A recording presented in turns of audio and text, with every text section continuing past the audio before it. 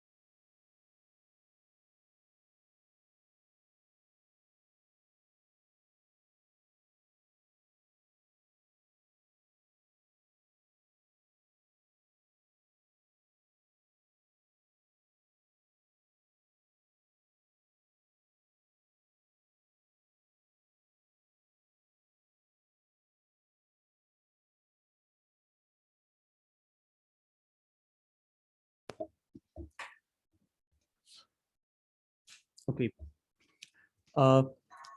Hello everyone. Hello everyone. This is Rajadhar, Director Investments from Indian Investors Federation. We have still 8 minutes to go, and we have our partners joining in, and we will take again 8 minutes for other panelists to join, and we'll be making it live. By the time we live, I hereby would welcome our representative from the Investment Promotion Center South Vietnam, and I would like Mr. Vishwas Saraswat, who has been heading Leaps and Bound Consulting and has been a cornerstone for this event, to please introduce Investment Promotion Council South Vietnam here, and thank you, Vishwas. Please. Okay, thank you so much, Rajat. I'm audible? Yes, you are. Okay, so good evening, everyone. My name is Vishwas Saraswat. I am founder and director of the consulting company called Leaps and Bound Vietnam. And we are a new market consulting firm based out of Ho Chi Minh City in Vietnam. And today we have a webinar which is focusing totally on investment Vietnam. And we are trying to showcase Vietnam as one of the best destination to investment in the current scenario.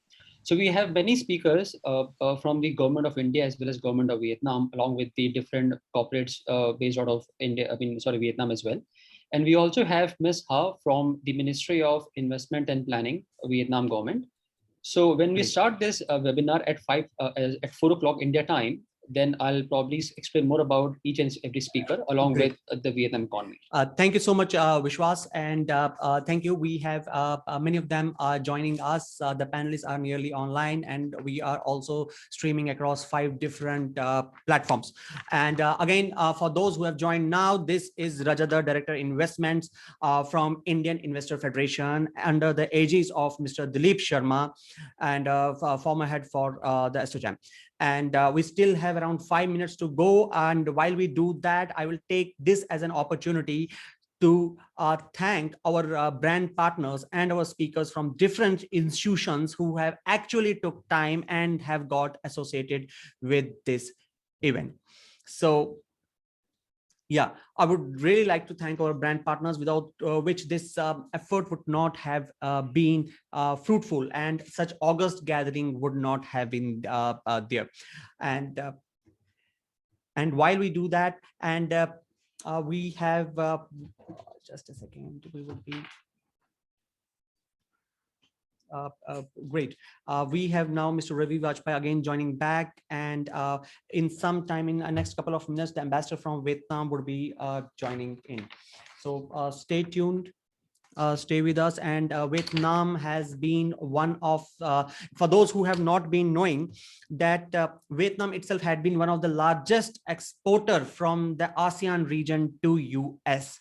Yes, it has been, and the turnaround for Vietnam had happened between 2015 and 17, or 2014 and 17, when actually the economy started opening up. So for Indians who are there, you can actually correlate it with the 1990s PV Narasimha Rao government ke andar, whatever the opening of the economy had happened. It had actually given much of the boost to the real estate sector in Vietnam. It is the hub for textile manufacturing and many such assets. So Vietnam has, although it is coming up a very big time as far as this skilled labor is concerned and other avenues are concerned. So we now also have Mr. Mohit Bhasin joining in. Welcome, Mohit. He has been the partner with KPMG in the economic advisory segment. Hello, Mohit. How are you doing? Thank you so much, Rajat. Very good afternoon, very good morning, the time zone you're operating in. I'm doing very well. I hope you all are doing well as well. Great, sir. Great to hear that. Yes, sir, we are all well, and we have panelists still joining in. In next 3-4 minutes, we will be totally full on. And Mr. Sanjay, has CFO for Wipro Unza, have also now come and joined with us. Hello, sir. Hello everyone. Great. And yes, I will also like to take this opportunity to welcome Mr. Raj Gopal. He is the person who will be representing the textile industry from the MSME point of view, and has his TAP International company, which is into the segment of exporting the textiles. So the concept here, what we are bringing with this is right from the whole end to end of any businessman or any business enterprise which would be looking at setting up the business. That means right from the market entry strategy to how the funds have to be raised in the Vietnamese economic landscape. But while you enter into the market, you have to see how the macroeconomic or government and regulatory frameworks are conducive for business and investment personnel there to conduct business. So there will be a regulatory and government support that is there. Then there is a connect between the Indian trade relations and the Vietnamese trade relations. For that, we have Consul General of India presenting his view. Then we will be talking about how you should enter, how different companies from India have made a foray into the Vietnam and have made it a big success, and how the SMEs have been faring. And since they are the specialists in their field, we are very happy to have such an august gathering to hear their wise words. 2 minutes to go from the tentative time, and keep joining in. And we have attendees joining us around 30 minutes prior to the event. They are still with us, and they are still with us. They have been quite looking. We have attendees from around 35 different different countries, and many from different other nationalities also, primarily because the objective of this is Indian investing. That means an Indian diaspora who is whether resident in India or anywhere in the world, how can he utilize this opportunity to make it big in Vietnam and take those opportunities. 1 minute to go, and Vishwas, you may just check and validate from all the panelists if everything is in order and we are not missing out on someone. I think we don't have Indian counsel right now. Let me just remind him once more. Just give me one sec. Yeah, great. He had actually joined in between. So okay. Hello friends. This is Rajat Dar. For those who joining now, this is Rajat Dar, managing partner and director investments in Indian Investors Federation. And now hereby I welcome His Excellency Mr. Pham Thanh Chau, who is the Vietnamese ambassador to India, the Socialist Republic of Vietnam. Hello, sir. How are you doing?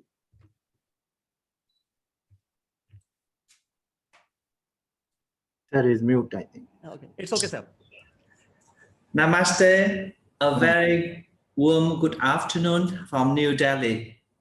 Thank you, sir. Thank you, sir. Thank you, sir. It's really a pleasure having you on board, sir. And I believe we also have Mr. Raghu Narayan now joining us. He will be video live in some time. And I will just stating that. Hello, sir. Mr. Raghu Narayan has also joined us. Hi, good evening, Rajat, and everyone. And how has been the weekend, sir? That's good. You are engaging us very busy. It's good, sir.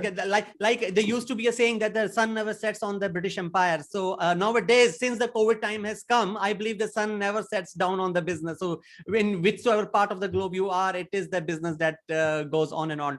And without wasting much of the time, we have, sir, from around 30 minutes prior to this session, we had actually attendees logging in and waiting for this event to start.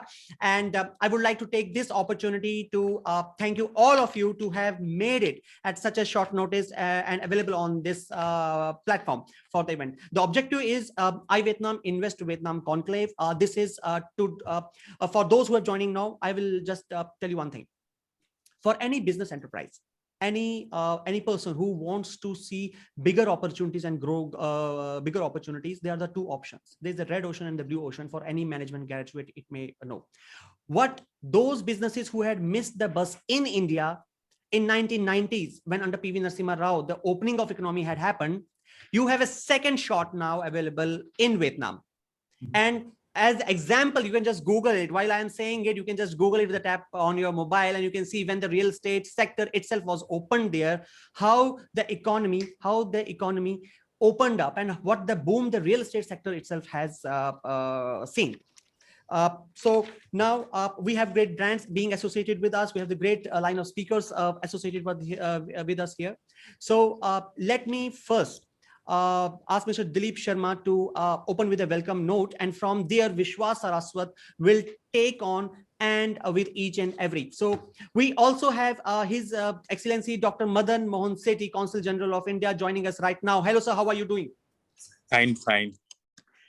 Great, sir. And I believe for any business enterprise, a person who is now going from India, because the target segment is any Indian, whether that is India and investing abroad, residing abroad, or investing anywhere around the world, doing business anywhere around the world, for him this is the event.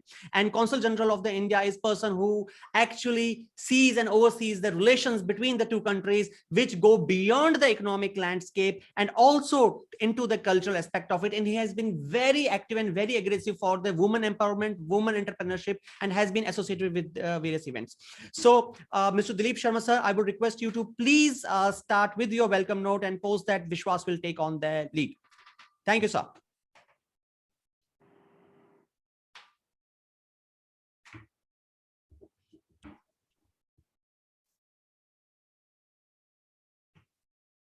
Sir, your voice, sir, yeah.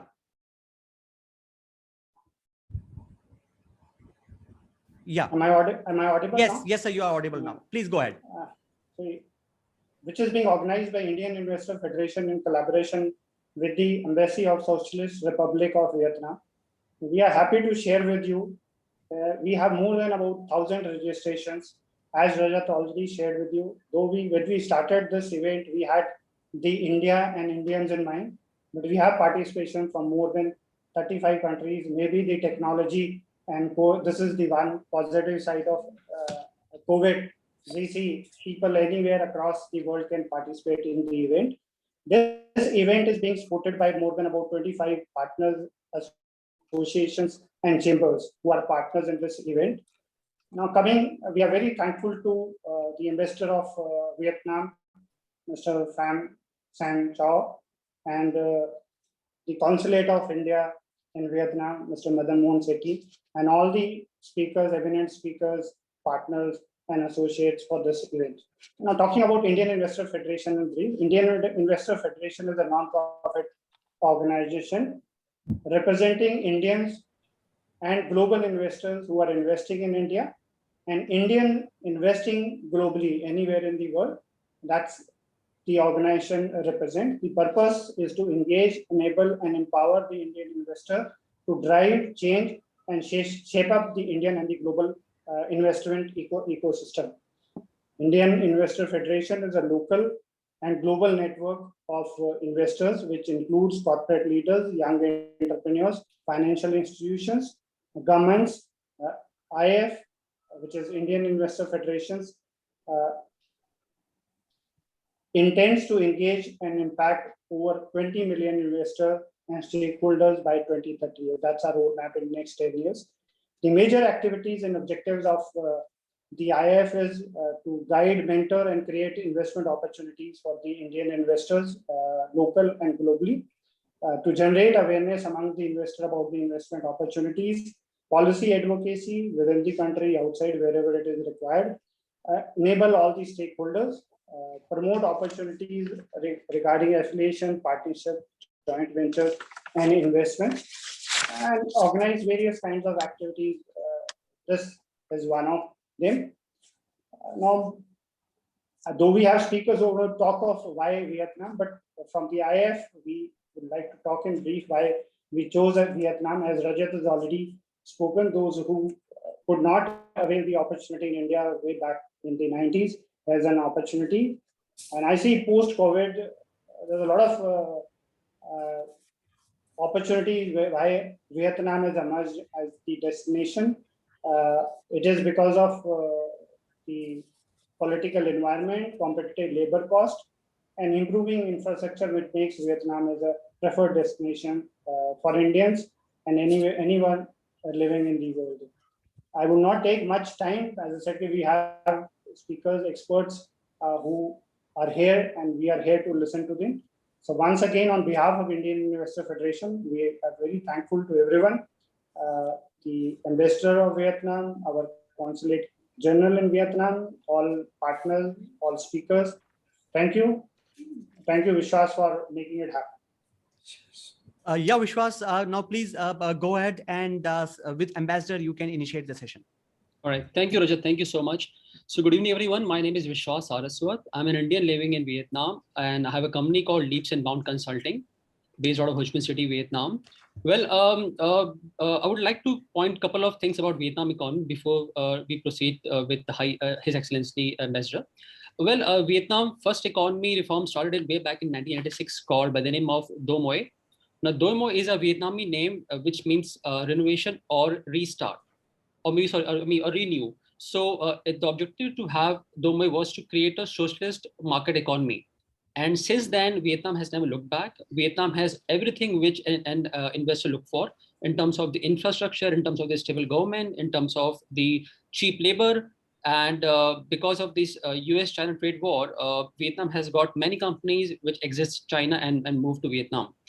And one more thing which I would like to say, that like last year when the whole world was suffering of COVID-19, Vietnam GDP was around 2.9%. That was a positive growth. And Vietnam was among the very few countries in the world which has got that positive GDP. It all because of the excellent work by the government of Vietnam in terms of containing the virus, as well as also to give confidence to the investors across the globe. And before I finish my this current talk, I'd also like to point one more thing, that Vietnam has got a lot of FDI from countries like Singapore, Japan, Korea, China, Taiwan, where India is still not that much, but there's a huge opportunity. As of now, India is 26th in terms of the investment partner of Vietnam, but we are among the top 10 trading partner of Vietnam. So without any further ado, I would request His Excellency Mr. Pham Son Chow, the Ambassador of Vietnam to India, to please share his view as well. Good afternoon, dear friends.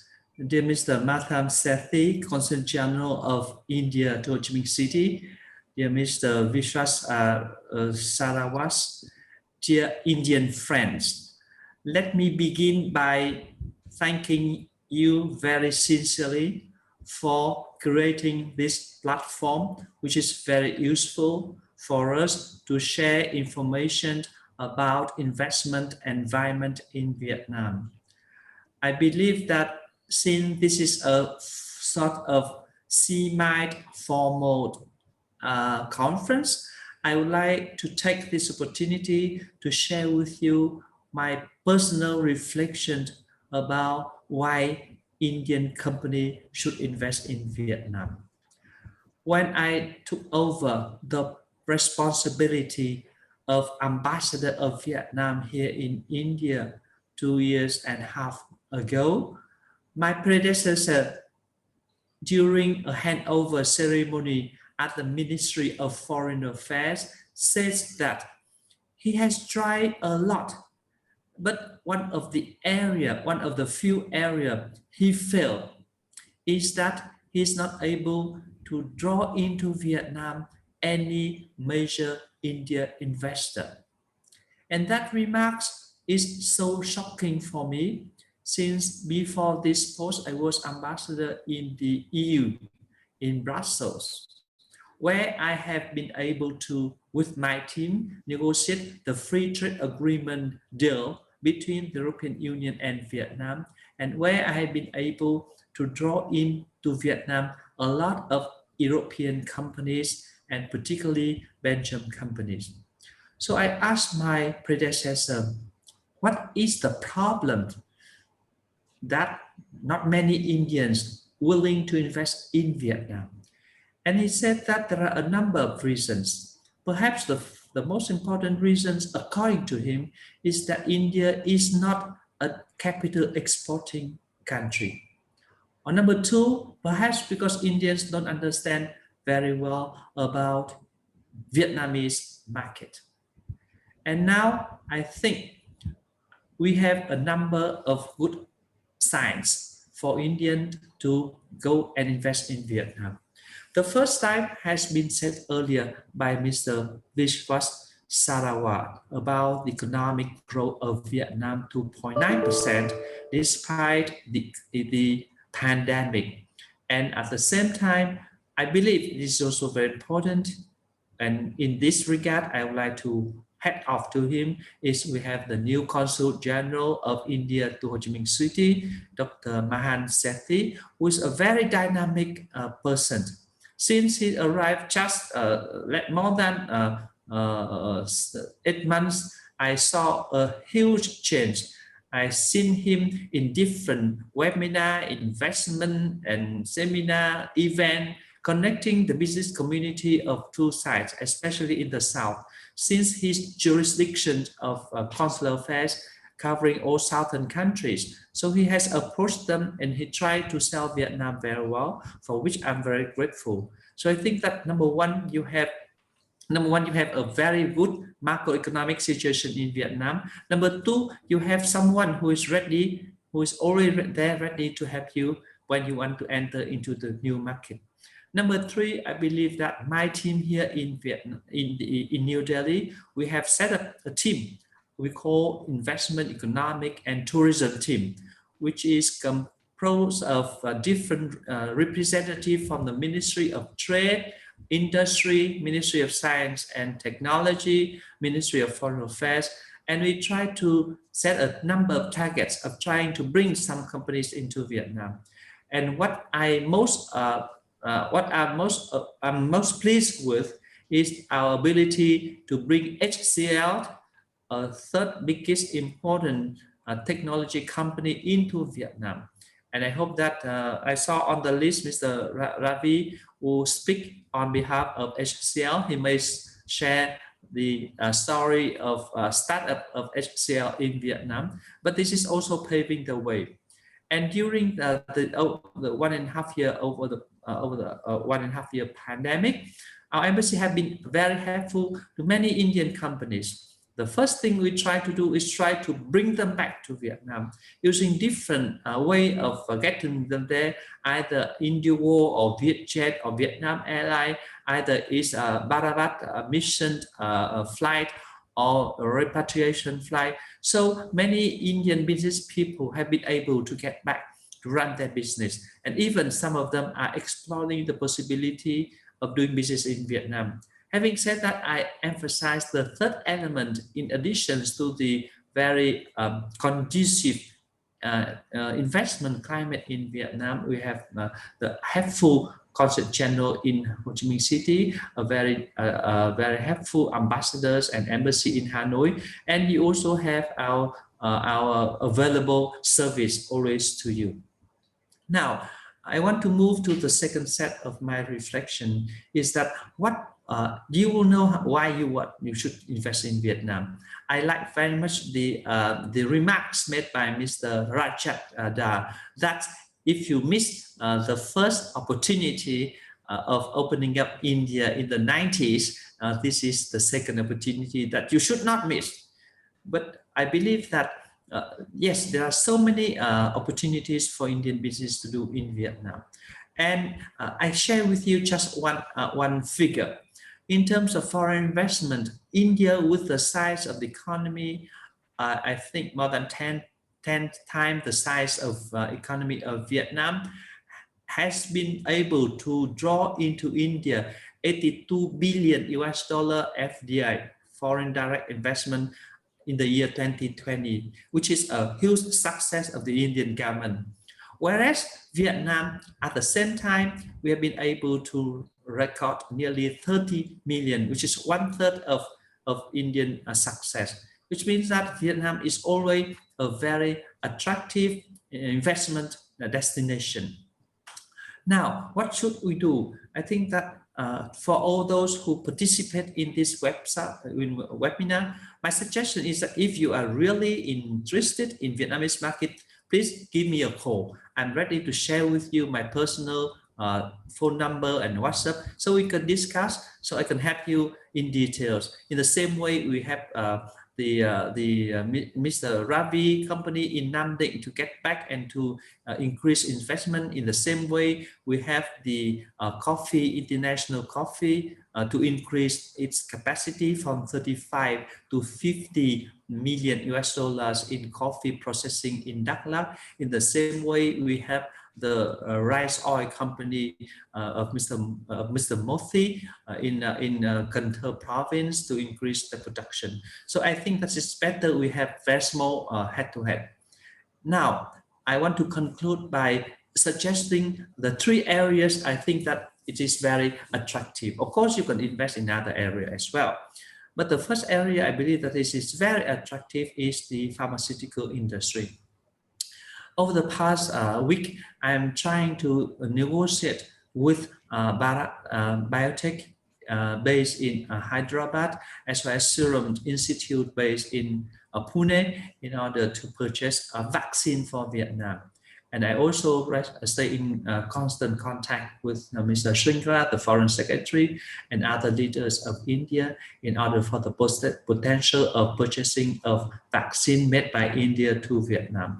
If we have that breakthrough, that will boost up the potential of joy production, joy development of medication between our 2 countries. And it is my hope that in addition to the huge, the biggest hub of outsourcing in technology, care by HCL, I really want to see a huge pharmaceutical of Indian companies in Ho Chi Minh City or in one area in Vietnam, because this is very promising. If Indian company can get into there, you also have the market to many countries with whom Vietnam has signed FTA. For your information, Vietnam is the most populous open economy because we have 14 free trade agreements signed and ratified, and we have another 4 which is underway. With that, we are completely integrated ourselves into the world economy. The second sector, I believe, is also very promising, is the sector of automobile spare parts. Recently, I visited Punjab and Chandigarh.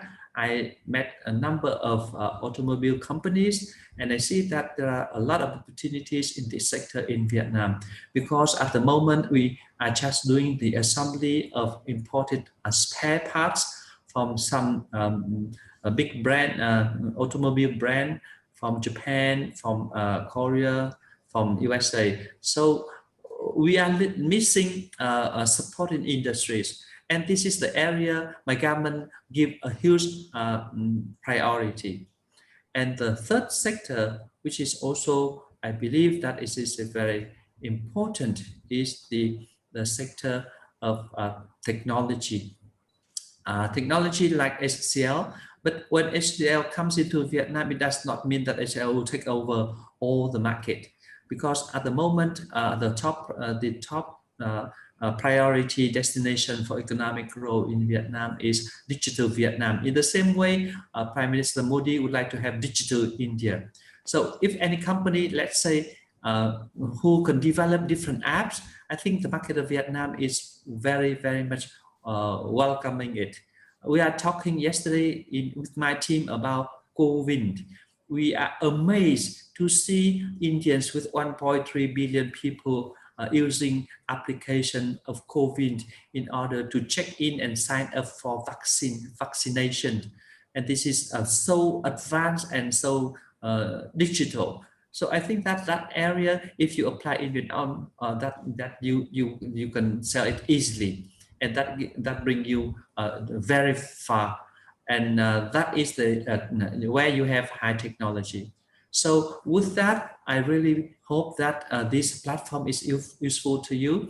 And please, I will share my, if you need my personal contact, I'm ready to share with you and interact with you although I have a number of staff who are also joining at this platform.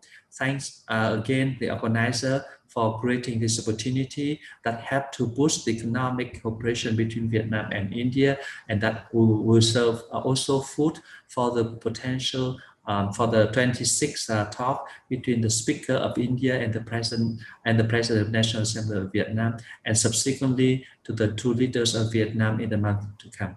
Once again, thank you very much, and I wish you a very fruitful discussion. Thank you, His Excellency. And thank you so much for your kind words. And this is what this platform is all about. When from the top in any of the government hierarchy, if there is so much of bonhomie, with so much of accessibility for business community to reach out, obviously there would be certain issues as far as the whole process and execution happens, because that is the name of the game. But being accessible, being your voice heard, is what matters for the business and investing community. And His Excellency, we do have one specific question that has just now come for you, and I know that you might have certain engagements. And the question is, are there any like you have been totally gung-ho and totally very aggressive on getting ancillary companies into Vietnam, the main companies that are already, you can say, the blue chip or the big boys being there, like HCL, Tata Coffee, Wipro, and so on and so forth. Is there any specific focus or push on startups which want to use Vietnam as the base, or some entrepreneurs or the new age entrepreneurs who want to use Vietnam as a base? I believe yes, the potentials are huge. And it's for specific operations on the field, I recommend you to meet Mr. Vishwas Sarawas. With him, I interacted when I came back to Vietnam for a Congress Party conference, and I learned that he has been very helpful to have Indian companies, and he knows very well the law of Vietnam, because he teamed up with a law company in Vietnam, and we are having also a lot of platform for startup. And interestingly, for your information, we also have a program air on Vietnam National Television about funding for the startup companies. At the moment, many young entrepreneurs coming from Vietnam who apply for the assistance and fund from that program, but I think that also Indian startup can be also applying for the same. And I believe that Vietnamese people are very dynamic. They want to work very hard and they want to learn very much. Therefore, those are the conditions for a successful startup. Thank you so much. Thank you so much, sir. Thank you so much, sir. On to Vishwas. Okay, thank you so much, Rajat. Thank you so much, sir, for your valuable words. Well, before we proceed, His Excellency Dr. Madan Mohan Sethi, I would like to also point out two things about Vietnam economy. That Vietnam is very open economy, and one of the examples is that Vietnam has signed around 13 plus FTA, that's a free trade agreements. And the recent one that Vietnam had also become part of the RCEP, which is a Regional Comprehensive Economic Partnership. Along with Vietnam also has signed FTA with EU along with UK as well, which will definitely give a lot of companies a bigger market to export their product at a very less tariffs as well. Secondly, Vietnam also has upgraded its ranking in the ease of doing business by the World Bank, and Vietnam currently stands around number 70th. And I really wish and I hope that Vietnam keep on growing in that as well. So now, again, I would like to also request Dr. Madan Mohan Sethi, His Excellency, the Indian Council General of India, Ho Chi Minh City, and he has been in Vietnam even nothing less than a year only, but he has been very, very pro-business, very, very proactive, and also he has an open door policy where if any investor, anyone wants to discuss with him, he is very cooperative, and you'll not get the feeling of that you're dealing with a government employee. You're dealing with a mentor or friend. So, sir, please proceed with your speech, sir. Thank you, Vishwas, and good evening, and His Excellency Ambassador Pham Son Chau, and dear colleagues, dear friends, actually. It's a very good initiative to talk today on Vietnam, and as repeatedly, I have also write in my notings to Delhi, Vietnam is a country to watch for the next 10 years. So here I'm almost 10 months, but the nature of infrastructures, the nature of dynamism of people, and the nature of company and the skyscrapers which are literally dotting the whole sky of Ho Chi Minh City. Frankly, in Delhi, I did not have that so much idea. But as Ambassador told very clearly, it's a country which has very, very stable political system and very young dynamic force and low-cost labor. And as I understand from my interaction from people, they tell that the Vietnam students, they learn very quickly and quite rapidly. And once they learn, it's very difficult. When they just handle any kind of new mechanization or new machines if you want them to use it actually. Secondly, during my interaction, I have traveled almost 24 provinces out of 29 provinces under my jurisdiction. And every state government, every provincial government is quite interested to have more and more investment, more and more business interest with India. That is a very plus point in the sense that Vietnam is just 4 hours flight service from India. You take from Delhi or you take from Chennai or take from Kolkata or take from Mumbai also. So within 4 hours, 30 minutes, you reach either Hanoi, either you reach Ho Chi Minh City. So I hope that this close connection and should help us to plan more and more investment in Ho Chi Minh City in Vietnam as such. And as Ambassador told very, very clearly, pharmaceutical is a very important sector, apart from automobiles, apart from technology transfer. And my office is also doing lots of things. Only last month we got a little slow due to some reason. But I think we are just waiting for the COVID crisis to be over. But again, hats off to Vietnam and the Vietnam leadership, how they manage the COVID crisis in a much more fantastic way, actually. So these are the positive points of a country from strength point of view, and from people's point of view, as Ambassador told, and I also mentioned, you get best of the best qualified engineers, professionals, a little less the salary, and you get also workers, very dynamic, dedicated workers who literally work for 8 hours, not the otherwise kind of things, and they're fast learners actually. And as Mr. Vishwas told that Vietnam has already signed 14 agreements, FTA, free trade agreements. And once we have a base in Vietnam, any Indian company, he'll have the open access to the whole ASEAN market, which is almost 500 million market. And again, if I take the whole 14 free trade agreements, then the products from Vietnam can go to almost 60% of the world markets. So that is the most advantage. And this country is quite dynamic in the sense it has very good infrastructures, very good logistics system, and all small, big ports are dotting along the coastlines, and all are quite active. That is another best part, quite active actually. Not like India, where we have specific ports handle specific items. Here, the most ports handle all the merchandise which are going for export actually. So I have traveled, I have interacted, company people from Vietnam also, and our Indian friends who have invested here also. And whatever I've got, it is only positive response and the interest for the country. And the safety and security which you get in Vietnam helps our Indian executives also to come with their families, their children study. And Ho Chi Minh City has very good number of international schools. Even Hanoi has also very good number of international schools which cater to the best of the best education. So overall, my office will be happy to interact with you. And as Ambassador told, he's quite graceful to tell that he can talk to the investors from India who wants to invest. And frankly, this is a country to watch for. Not only watch for, we should come for investment, we should go for training also. That is another point. And my office now also planning more and more cooperation in higher education, in medical care. In July, we are planning big events where we are planning almost to invite 100 corporate hospitals of India to discuss how they can invest, how they can train, how they can add more and more important departments to Vietnam, private hospitals and government hospitals. And yesterday also I was talking to a university from Delhi itself. So they are also ready to cooperate with Vietnam. Even they are ready to train one university in adding of some specific subjects related to aviation management actually. So I know already a euphoria or awareness has been created. I personally believe that once the flight service will start, maybe in August, I think perhaps it will be the first flight from India will come with a full load of business people. And by the way, I can tell you that I have also received lots of investment requests from small 2 to 3 million to quite large investment. I have received request from India. I hope very soon, once COVID crisis will be contained, I'll be talking with the Vietnam government how to go forward in this point actually.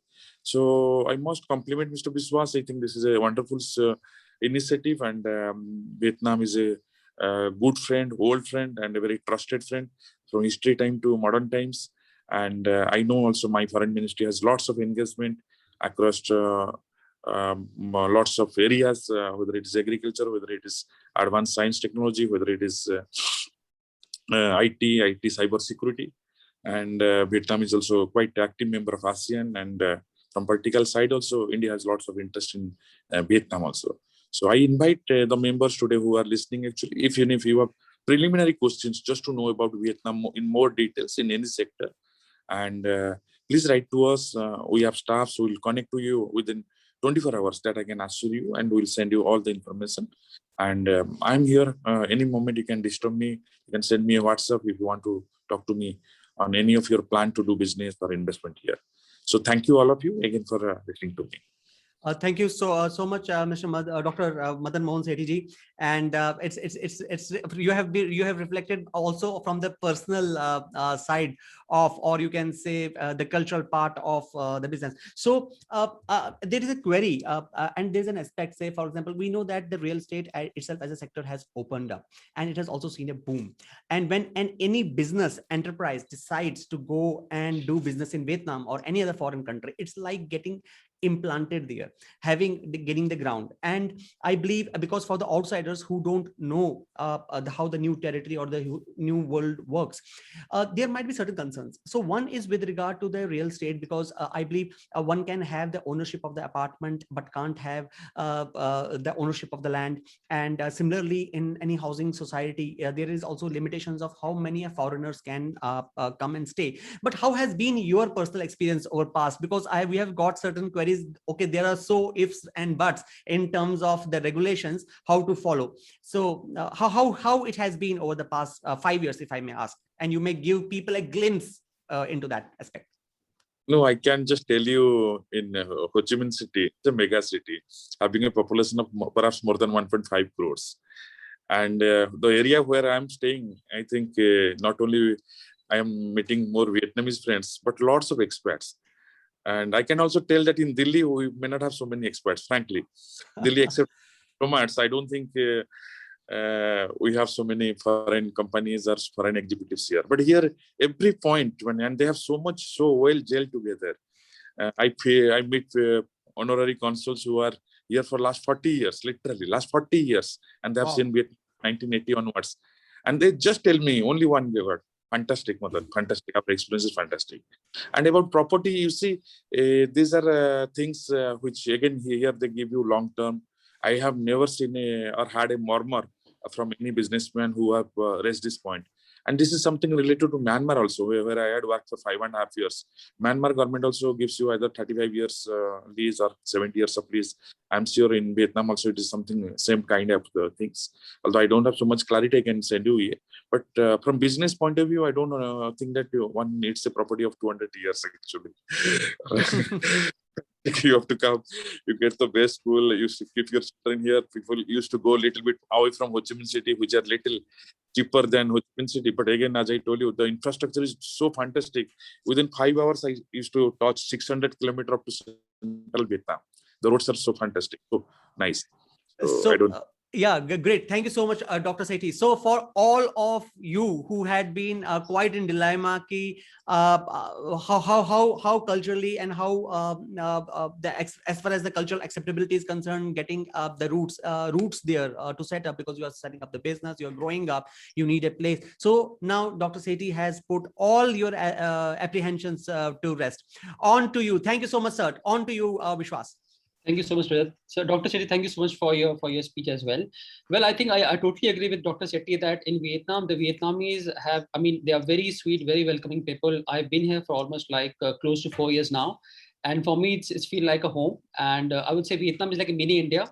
People are also follow Indian movies, so Indian serials here, but with subtitles. And also we have Vietnamese very helping in nature as well. Also, to answer the question of real estate, I think foreigners can own property here, but under only the leasehold. Foreigners are not allowed to own a land, but the lease can be easily renewed. And we have plethora of options in especially Ho Chi Minh is one of the growing city in Vietnam in terms of the real estate.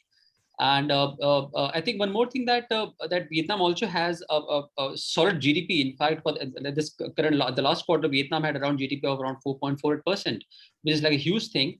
And Vietnam is expecting to grow this year by 6.5%, which is going to be one of the highest GDP in the entire region. And now going forward, we have Ms. Ha. She's from the Ministry of Planning and Investments of Vietnam. And Ms. Ha will be talking about the different data of FDI, especially from India. And also, I mean, what you can do. And also, she'll also give you the idea of the Vietnam investment environment. So over to you, Ms. Ha. Excellencies and distinguished delegates, my name is Ha. I'm the representative of Investment Promotion Center in South Vietnam, which is so-called IVCS. On behalf of IVCS, I would like to talk about the investment opportunities in Vietnam. My presentation will be divided into 5 parts. Firstly, I will introduce you the overview of FDI inflow and the economy of Vietnam. Secondly, why you should invest in Vietnam. Third is fact and figure of Indian investment in Vietnam. Next, I will be talking about foreign investment outlook. Last but not least, I will introduce the investment promotion activities. Before sharing the FDI information in Vietnam, I would like to introduce IVCS. IVCS is on behalf of Foreign Investment Agency, Ministry of Planning and Investment. IVCS is located in Ho Chi Minh City with main duties and responsibilities such as, firstly, supporting and supervising implementation of the investment promotion activities for 34 cities and provinces from Quảng Trị, Quảng Bình Province to Cà Mau Province, including big cities Da Nang, Ho Chi Minh City, Cần Thơ City, among 63 provinces in Vietnam. Secondly, we assist the foreign investor and connect to local authority in the south of 34 cities and provinces. Thirdly, we provide legal advice on inbound and outbound investment or businesses. Fourth, we publish investment guidebook, updating news, data information about investment opportunities, and the investment navigation guides on investment procedure and contact. Lastly, we update and inform the new adjusted law, the new adjusted decree or circular of investment or enterprise, inbound or outbound investment. The first part of my presentation is about the overview of Vietnam FDI and economy. Vietnam GDP growth rate in the period from 2011 to 2021 steadily increased, only slightly decreased in 2012, especially in 2020, while most countries in the world experienced negative growth due to the impact of COVID-19. Vietnam was one of the few countries with positive GDP of 2.91%. Vietnam economy had continuously achieved impressive growth rate, creating a safer investment environment amidst the COVID-19 pandemic. The estimated GDP this year is around 6 to 6.5%.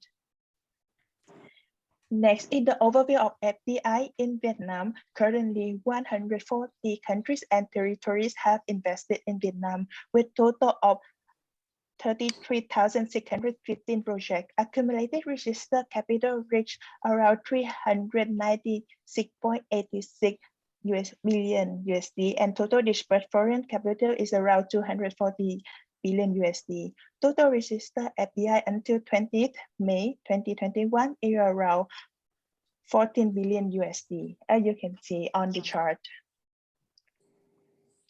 By industry, manufacturing and processing accounted for 59%, real estate accounted for 15%, producing and distributing electricity, gas, water, air conditioner keep around 8%, whereas accommodation, food services, and construction are equal to 3%, and other industry keep around 12% of total FDI investment.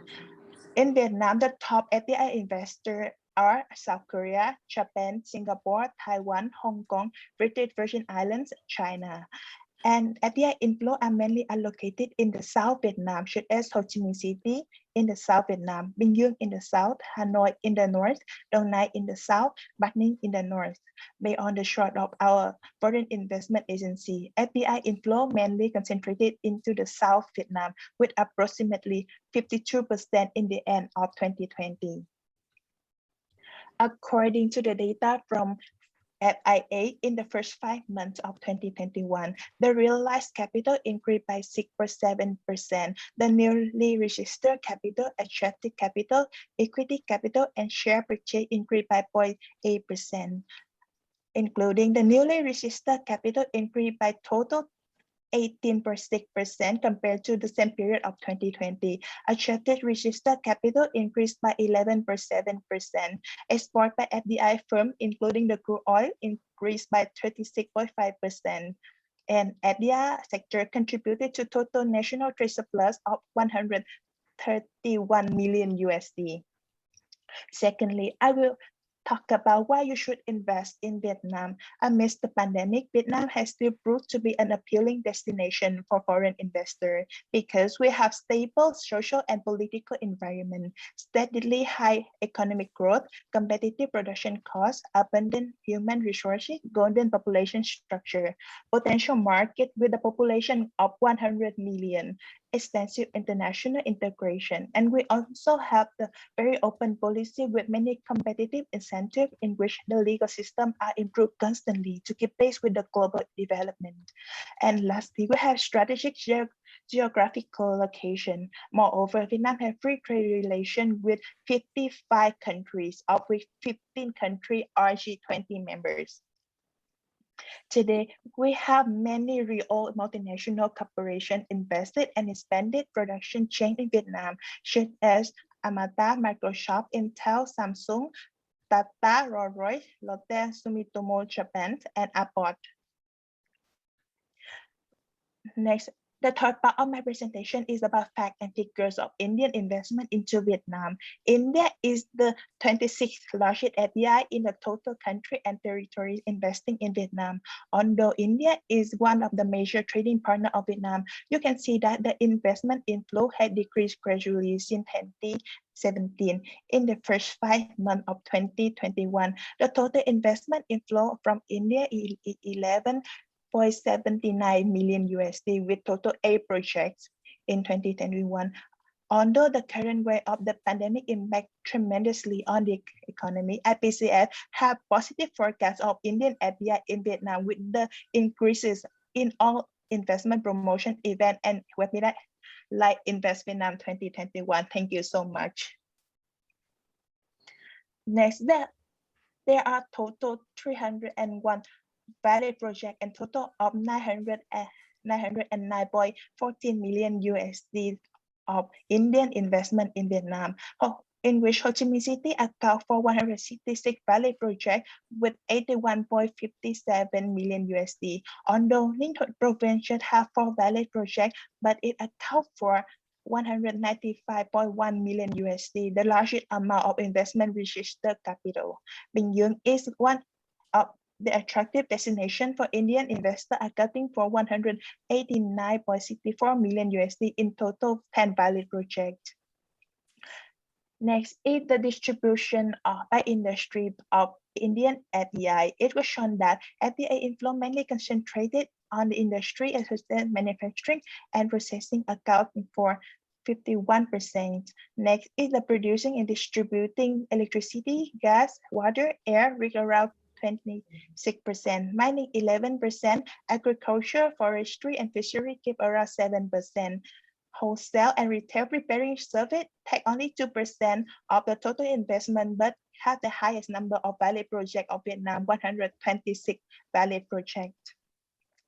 FDI from India plays a significant role in Vietnam. There are many large-scale Indian investors investing in Vietnam, particularly RK Marble Vietnam, in Bai province. Since 1990, the KCP Limited has contributed actively to the development of sugar industry in Vietnam by supplying machinery and equipment for turnkey as well as expansion projects. Adani Group, in collaboration with Vietnam, the SV Group is developing a solar power plant in Ninh Thuận and has been expanding the investment in Vietnam. Tata Coffee, with an instant coffee production project, and Indus State Run Oil and Natural Gas Corporation invested in Bà Rịa Vũng Tàu. The next part is about the foreign investment outlook currently and in the near future. Vietnam will keep calling for investment in potential industry which have been attracting foreign investors in a main sector. Firstly, electronic component and equipment. Secondly, engine and energy sector. Thirdly, support industry. Fourth is automobile industry. Fifth is e-commerce and logistics. Sixth, medical equipment and food production. Seven, textile industry. And lastly, is retailing and consumption goods.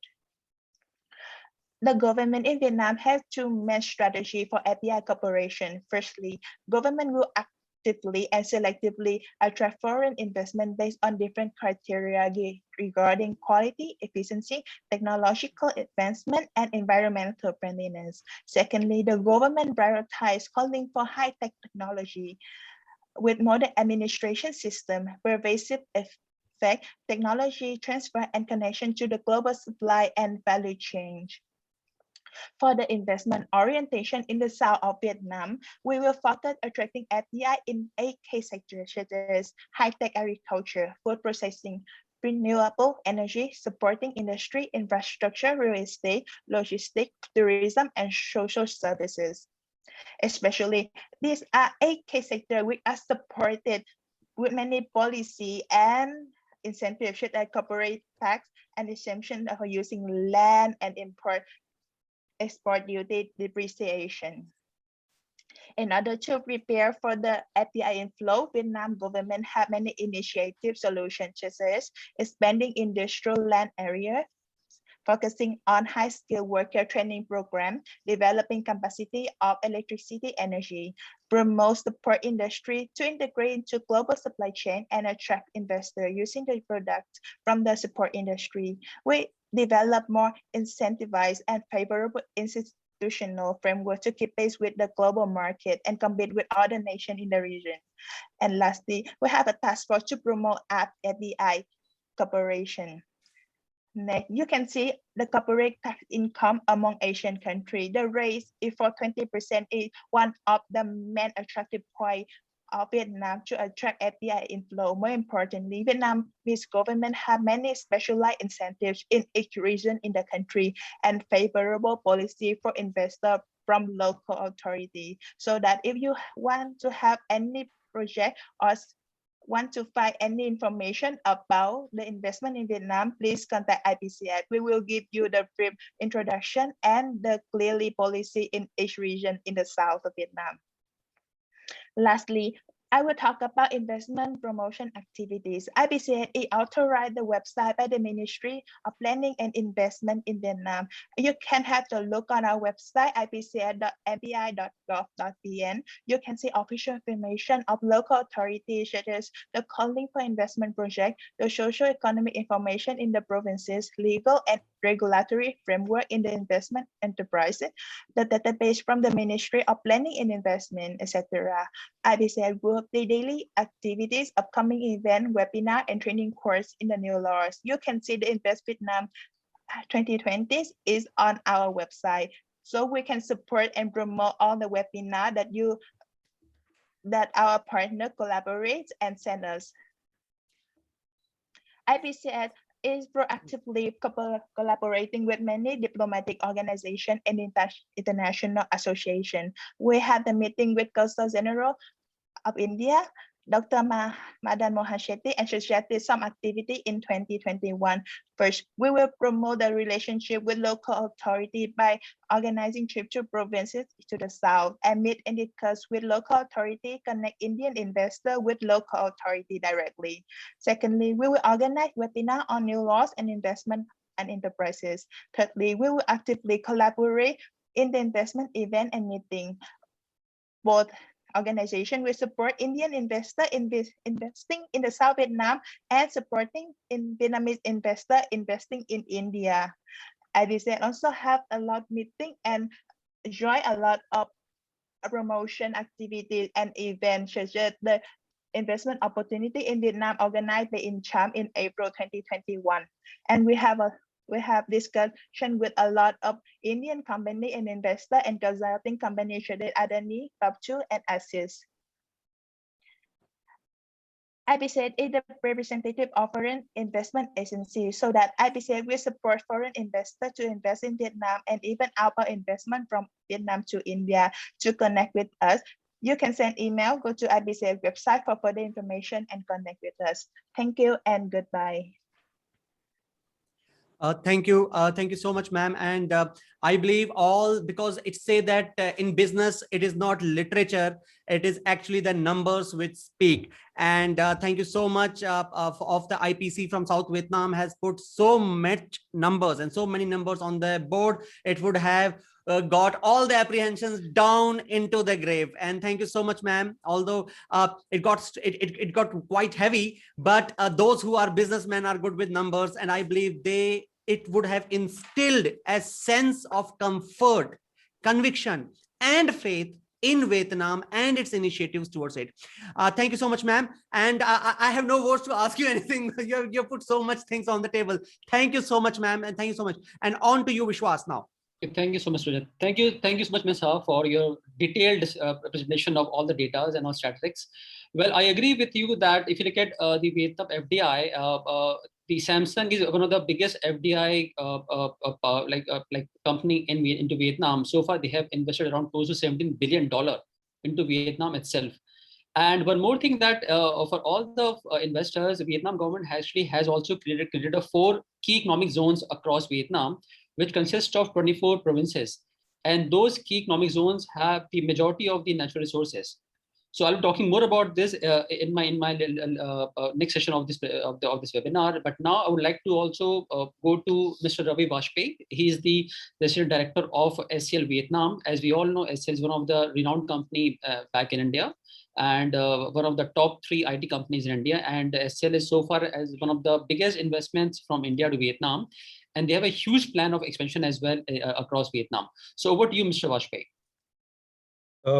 Thank you, Vishwas. His Excellency Pham Son Chau, His Excellency Madan Mohan Sethi, ladies and gentlemen, it gives me immense pleasure to represent 𝐻𝐶L here today, more so in front of our mentor, our great good friend, His Excellency, the Ambassador of Vietnam to India.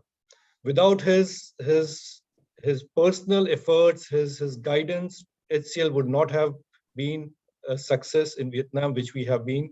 Now we have recently started our operations, and we have come here with a strategic mindset to build the ICT sector in Vietnam for the country, also for 𝐻𝐶L as a global organization. We started our due diligence and deliberations way back in 2019, and that's when our team members started interacting with the ambassador and his team in India. And we had multiple sessions and multiple meetings in the embassy, in our office. We took his inputs and we identified the areas. We did recce missions to Vietnam to look at locations like Ho Chi Minh City, Hanoi. We went to Da Nang. And finally, we came here and established our first center in Hanoi.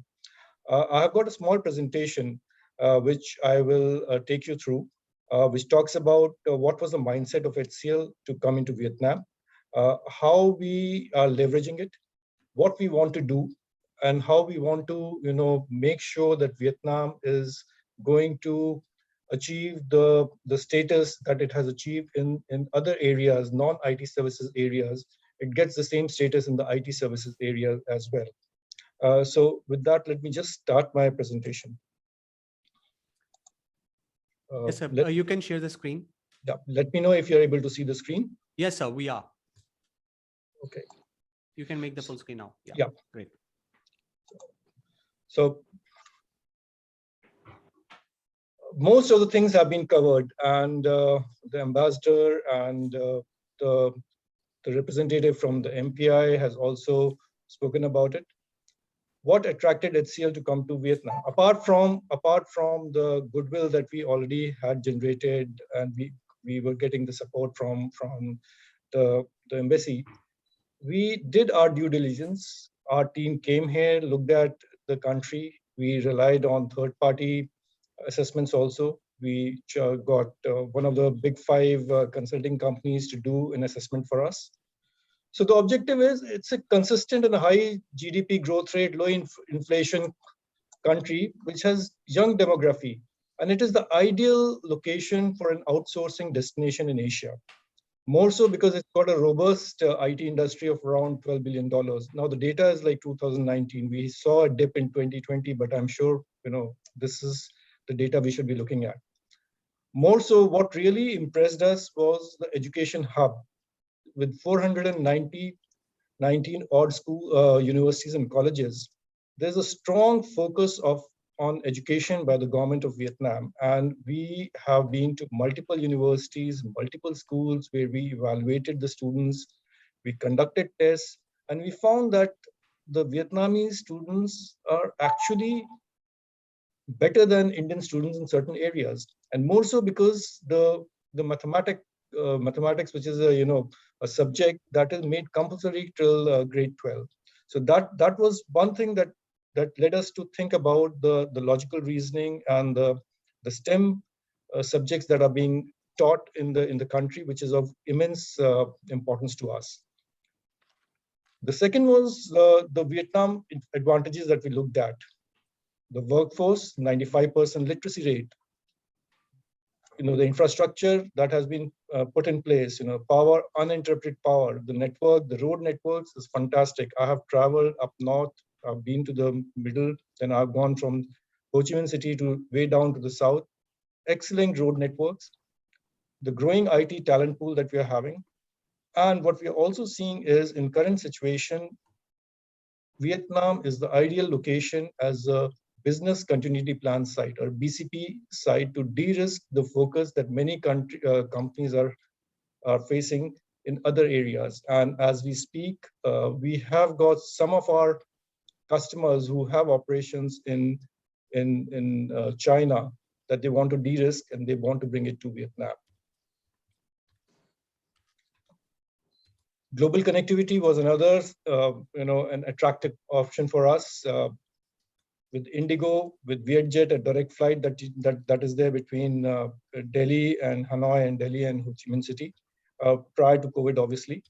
With 3.5 hours direct flight, you are in Hanoi, and you get the entire day in the morning to work, and then you can leave in a couple of days' time. So that gave us the comfort feel that as and when we want, we can come, we can at a short notice, you can still come and you can work in Vietnam, and if there's an emergency, you can still go back to India for a day or two. So that ease of movement is another thing that then came the location. So we had looked at Ho Chi Minh City, and then we had also looked at Hanoi. To start our operations, we thought that we should set up the headquarters in Hanoi. Having said that, we are now in the process of our expansion. Now we are going to Ho Chi Minh City and expanding our presence there. Why Hanoi? Because it is also the education hub of Vietnam. And in IT, we need a talented workforce. The talented workforce can come from the industry, but also we need to groom people, take it directly from the universities and schools and colleges. And that is where we thought that it is much better to be in a place where we can get the talented IT engineering graduates, train them, make them skilled in the new technologies, and bring them into the workforce. So it is also an initiative by HCL to do the capacity and the capability building in the ICT sector for Vietnam. Like all other companies, we also did a pistol analysis, and this was also done by Deloitte for us. Looked at the quality of life, looked at the support ecosystem, the business continuity risk, covering all the key parameters on the left side that you can see. So almost all the parameters, it was coming to green for us, barring a few when we benchmarked this against Singapore, which was understandable. Excuse. With all these benefits that we saw and the opportunities that we were being given by the Ministry of Information and Communications. So there was a presentation that was done by the MIC last year, where it was inviting FDI in ICT sector, that HCL decided that now is the time to be in Vietnam, because Vietnam has been at the right place at the right time, and it is time for it to get its position in the IT sector as well. There's a lot of transformation activities that are going on right now. And as mentioned by the ambassador, this has been done because of the digital transformation that is happening in the banking sector. And from the cash economy, the country wants to move into a digital economy by 2025. These kind of guidance coming from the government, it is important for the companies to come in and play its role in the fintech area, and that is where we thought that we can also play a major role in digital transformation. There are tax incentives that are being given by the government of Vietnam for investment in ICT sector. Just one slide on HCL. HCL is a global tier 1 global IT services company. It's a 44-year-old company headquartered in India with the US $10.17 billion of revenue. And our global employee base is 168,000. We are present in 50 countries. Vietnam is our 50th country where we have started our operations, and we have got big plans to grow our presence in Vietnam. The vision that we are carrying is to make it to roughly 4,000 employees in next coming 3 to 4 years. Set up Vietnam as a global delivery center for HCL to address opportunities that are available.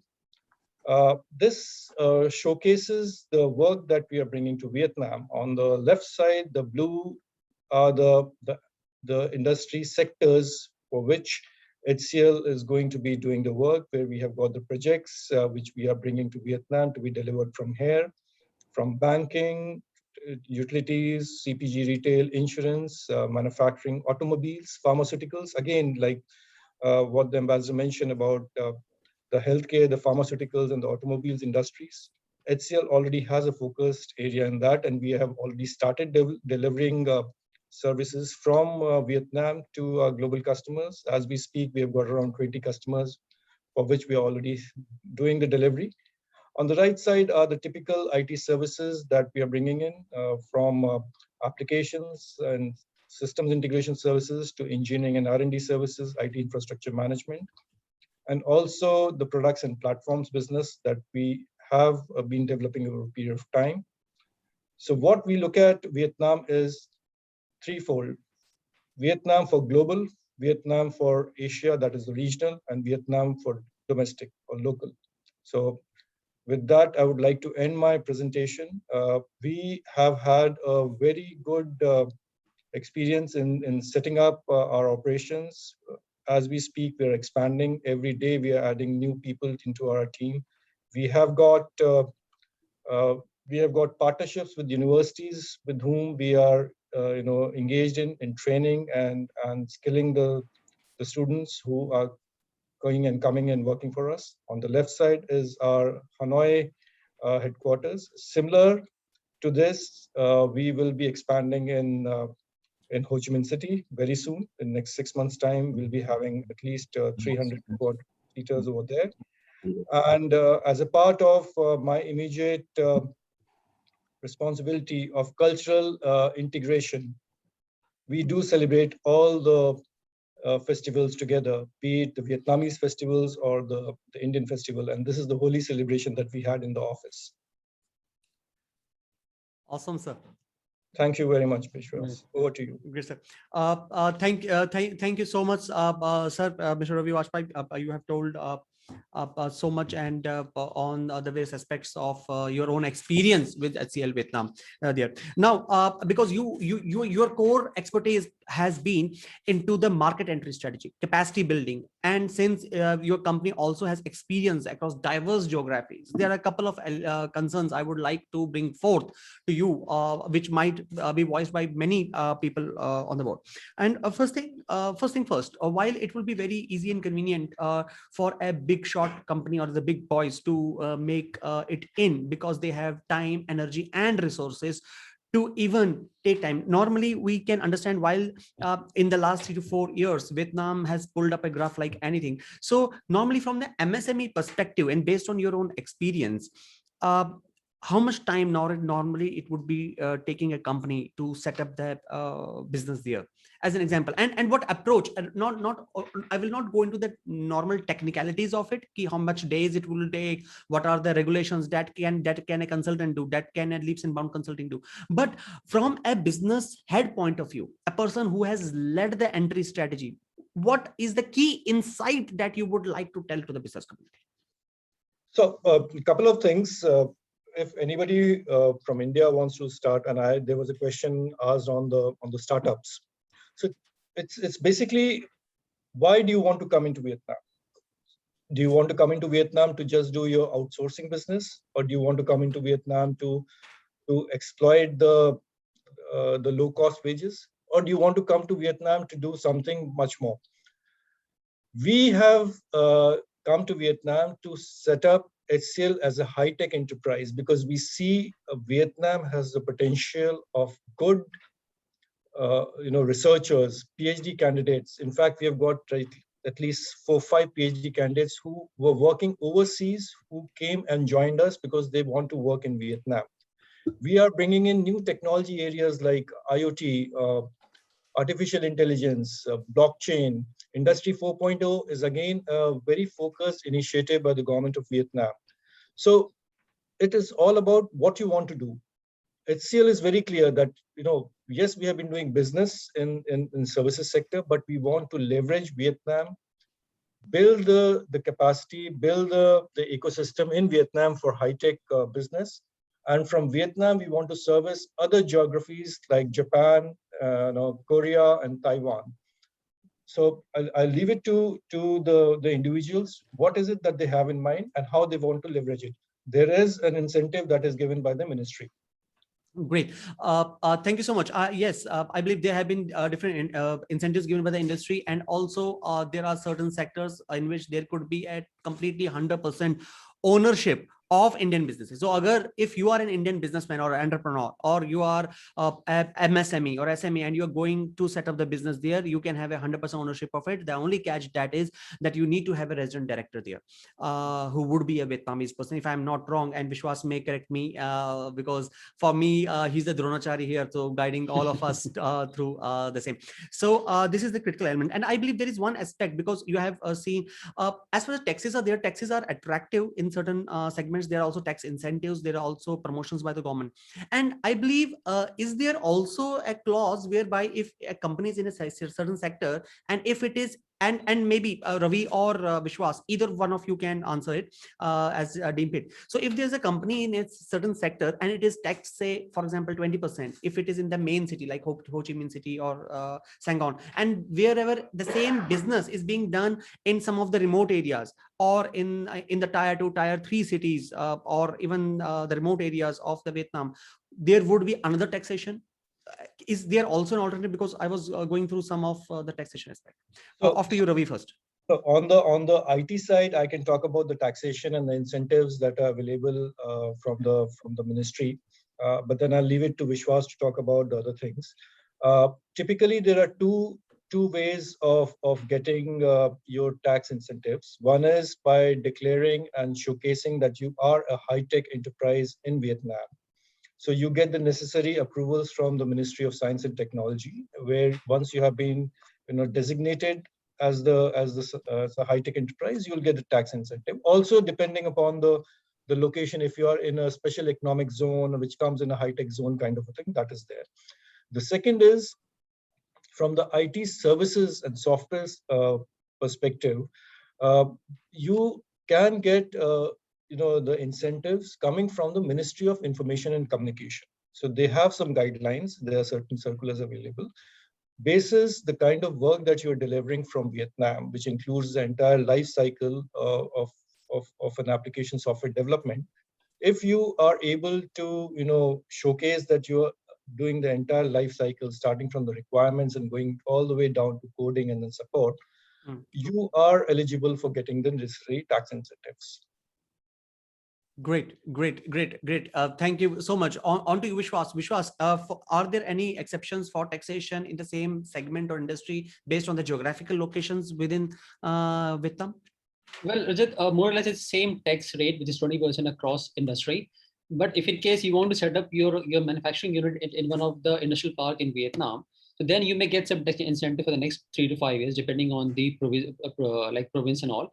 And there is nothing called a specific tax benefit to any specific sector as of now, but it's more or less almost uniform across all the industry. Great. Thanks. You may proceed. Okay. So I think Mr. Vajpayee also has our thing that IT is one of the booming industry in Vietnam, and which comes under the service industry. Service industry is one of the biggest contributor of GDP in Vietnam. And one thing which I would like to say that in Vietnam we have got awesome Wi-Fi network across country. So I'll give one simple example. Vietnamians love to have coffee. So if you come to Vietnam, there are numerous coffee shops, and you go to any coffee shop, a small, big coffee shop, even hospitals also, you get a free Wi-Fi with an awesome speed. So that shows that Vietnam has developed a lot. That shows the country's vision. That shows the country wants to adapt the IT environment. And here we have no problem in terms of accessing internet. It's a beautiful network of internet across Vietnam. So now, thank you so much, Mr. Vajpayee, for just to add to that. Vietnam is probably one of the earliest countries which is now going to get into 5G. Yeah, we have been working with some of our customers who are interested in doing that, and also some leading universities with whom we are partnering in this area.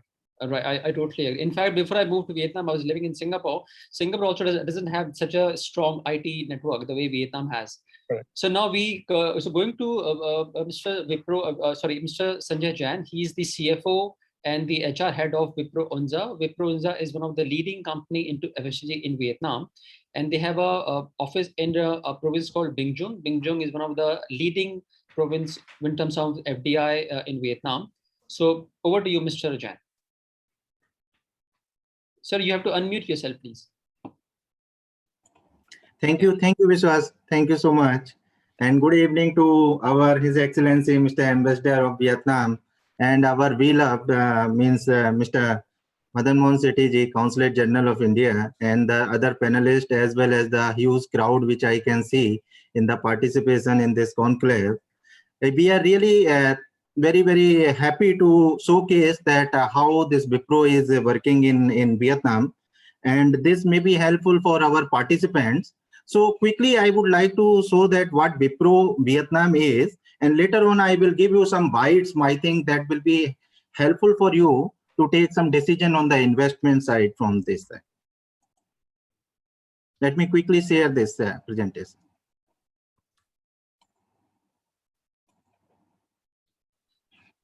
Can you see the presentation, please? Yes, sir. Yeah, so the agenda is very much very short, actually only 10 minutes on that.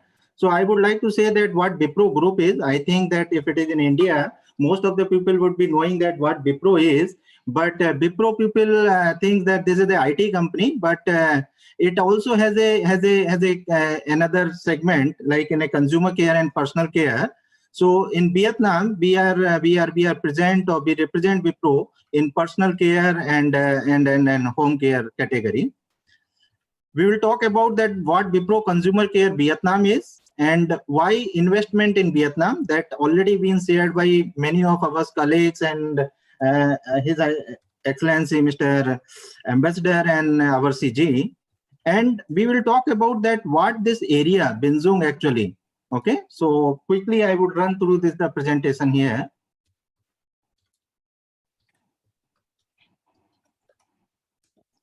So 𝐕pro Group, as you know, that 𝐕pro Group started business in 1945 as a manufacturer of vegetable oils. Actually, so 𝐕pro's journey, if just to highlight that not started with IT, they were started from the manufacture of vegetable oils early, and In 1980 around, they have diversified. We have diversified, and then we are now the top Indian multinational IT company. Mr. Premji, our chairman, who is a business tycoon, and he has taken this business at the age of 21 years. So you can see the commitment that throughout on this business. And that apart from the business side, this Mr. Premji also founded Ajim Premji Foundation, which is a non-profit organization for improving school education in rural India. And we and as a responsible citizen or corporate citizen, Wipro is always ahead of to contributing and to give their services to the society. And so on, like last year also, we have given a hefty $132 million in fighting with the COVID-19 pandemic. So as I said, that Wipro is two categories. One is a Wipro Enterprises and one is a Wipro Limited. Wipro Limited is like in a technology, information technology, and Wipro Enterprises is basically into personal care, business care, personal care business. So in personal care business, we have two areas where we are focusing. One is in India and second is in international market. So international market, how it has, started, Wipro Consumer Care started taking over, or maybe the merger acquisitions into the Southeast Asia and out of India. The first merger or the acquisitions we did in 2007 and taking the Unja. Unja business was predominantly in the Southeast Asia, and we started acquiring that businesses. So now actually in Southeast Asia, we have our presence we have our manufacturing facilities as well as our trading facilities and all business segments in China, Hong Kong, Taiwan, Vietnam, Malaysia, Thailand, Singapore. And happy to share with you that Vietnam is our strategic location. And this is the location where we are having a lot of focus from the higher management, as well as that the growth what we are getting from Vietnam over the past few years is tremendous and really encouraging one. So recently we got some acquisitions in 2019 in Philippines, and latest and after that in South Africa, which is 𝐿𝐴. So anyway, I will focus more onto the Vietnam market. So this is how is the landscape of Wipro Vietnam in Wipro in Vietnam. So Vietnam acquired in 2007 a company which is established in Vietnam in 1996. And in 1999, we have started this manufacturing facility in 𝐕𝐵 in Binh Duong area. Binh Duong area, I will talk about later on that, more on this. And this is that like now Wipro is number three in personal care segment in Vietnam. So just within the 5 years, we become the third personal care company, FMCG company in Vietnam, and so forth. So now giving you some credentials of the company also, like we are employing here around 1,500 employees, direct as well as the indirect basis. In terms of revenue, we are more than 2 trillion VND, which comes to around 95 million of US dollar. We have all the channels, we present in all the 3 channels. We have one full-fledged manufacturing facilities, and we have like 3 offices in North, South, and in our Ho Chi Minh City also. We have covered around 180,000 of outlets. So this is the small outlets, the big chains, everything is covered under that. And so far, we have around 11 million capex investment in Vietnam in different facilities. And these are some of the brands which are the leading brands in Vietnam as well as in the Southeast Asia. What I would like to showcase here, that there are certain brands which we have built up in Vietnam and then taken over to the other countries, and they are performing tremendously. They are doing very well. So this is the Enchanter brand. Enchanter, Romano, BioEssence, Carry Junior, these are all in the segments. Like some of that brands are like female focused and some male focused, some male category, some very high-end skincare products, some kid health, kids sober, and this younger generation. what I was talking about, that some brands what we have built up in Vietnam, like this is the laundry wash, Max Clean, and the growth what we are getting from this brand is like in 3-digit growth, last 2 to 3 years time frame. This brand has become a very strong brands in Vietnam, and now this brand is going to be other parts of the Southeast Asia, like some mass population for this 𝐤𝐕 brand. And this is the brand which we have recently launched in last 2020, when we saw that, and we have to support the consumers, our loyal consumers in Vietnam, that this brand we have, came in Vietnam just within a 1 month or 2 months with our all the teams. I would say that this is the commitment of people over here, who are working with us, and how they are, focused onto their work. So that is an added advantage with us.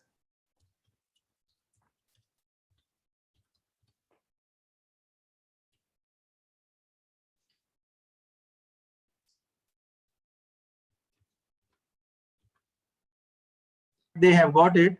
So we are supposed to be, here 2018, 19, 20, we got the best companies to work for in Asia, and happy to share with you that 2021 also we are into the same row, and we are going to get this award.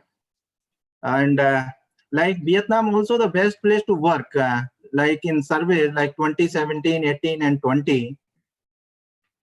What our panelists says that Vietnam is a very highly focus of university, and the new talent is coming, so that the survey says that we are within the 50 best employer choice by Vietnam students in last year. All these things is already been talked about, by Vishwas and our other colleagues and the panelists on that. But to say you on that, I think I will add some bites on that. Okay, so definitely this is all like the stable growing economy. Definitely this is like what is the GDP is going up, and then what is the forecast about. So around in few years we can see that our GDP will be around 500 plus $1 million. Will be our the GDP for here. And definitely in 2020 we have contacted to GDP, but the future growth is very encouraging, which is more than actually around 6.5, what is the revised one. But we can see that after this pandemic is gone, the force or maybe the progress what we can assume will be tremendous, and that could be more than 7% and all, what is our estimates and all. The first thing or what we can see here, like this country, what I have seen and I'm personally experienced, is that the foreign investment is very friendly. Actually, they are very friendly. I would really say that I have seen lot of professionalism in the government offices, which is really very missing, and definitely we have no such experience in other countries.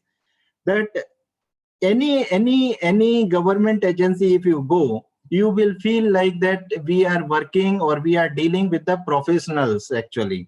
So that is fully organized, like by the the appointments and all these things. Whatever, nothing is surprise to you. Everything is black and white, and you have been given the time. You are going by the appointments, and that whatever your discussion is there, this is fairly on black and white and all. And every party, both the parties, from the government side or maybe the other parts, they are trying to resolve the issues actually. Wherever the issues are there within their boundaries, wherever their limits are there, they are trying to resolve the issues and to go on, and nothing like that they have to restrict to somewhere.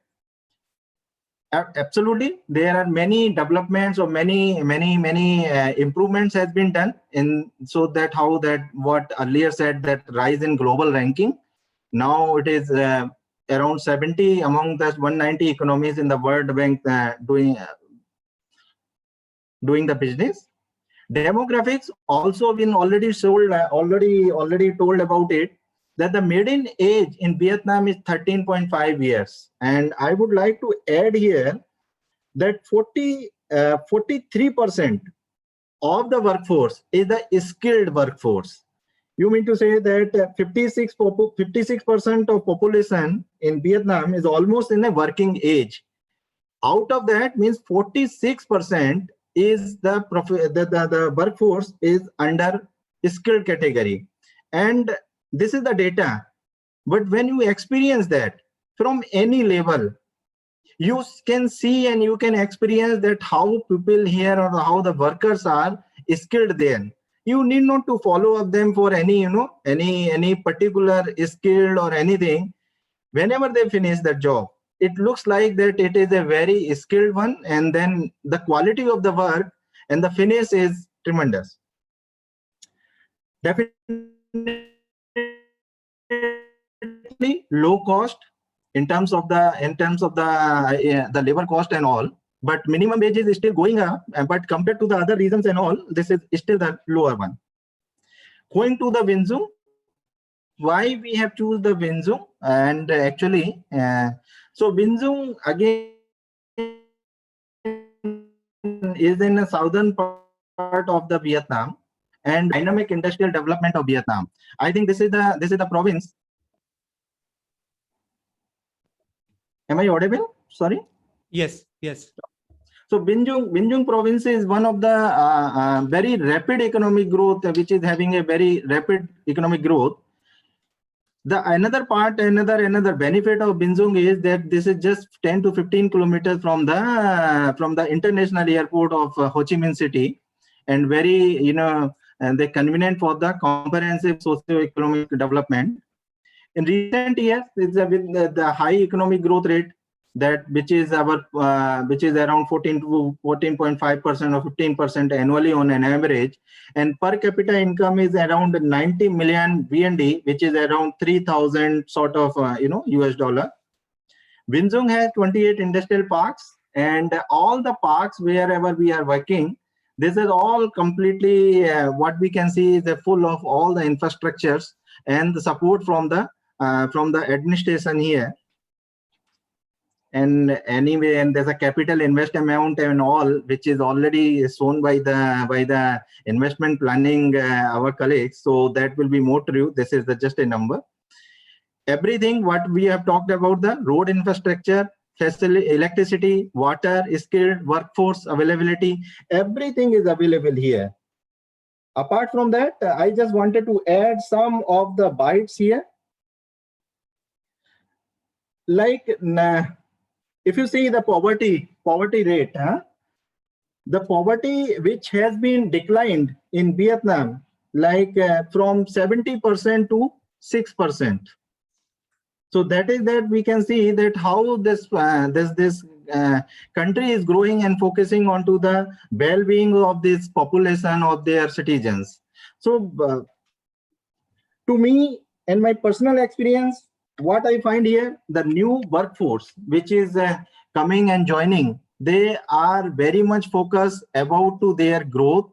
They are very much focused onto the language. Actually, if I can understand that last few years, there was a little bit barrier on the language.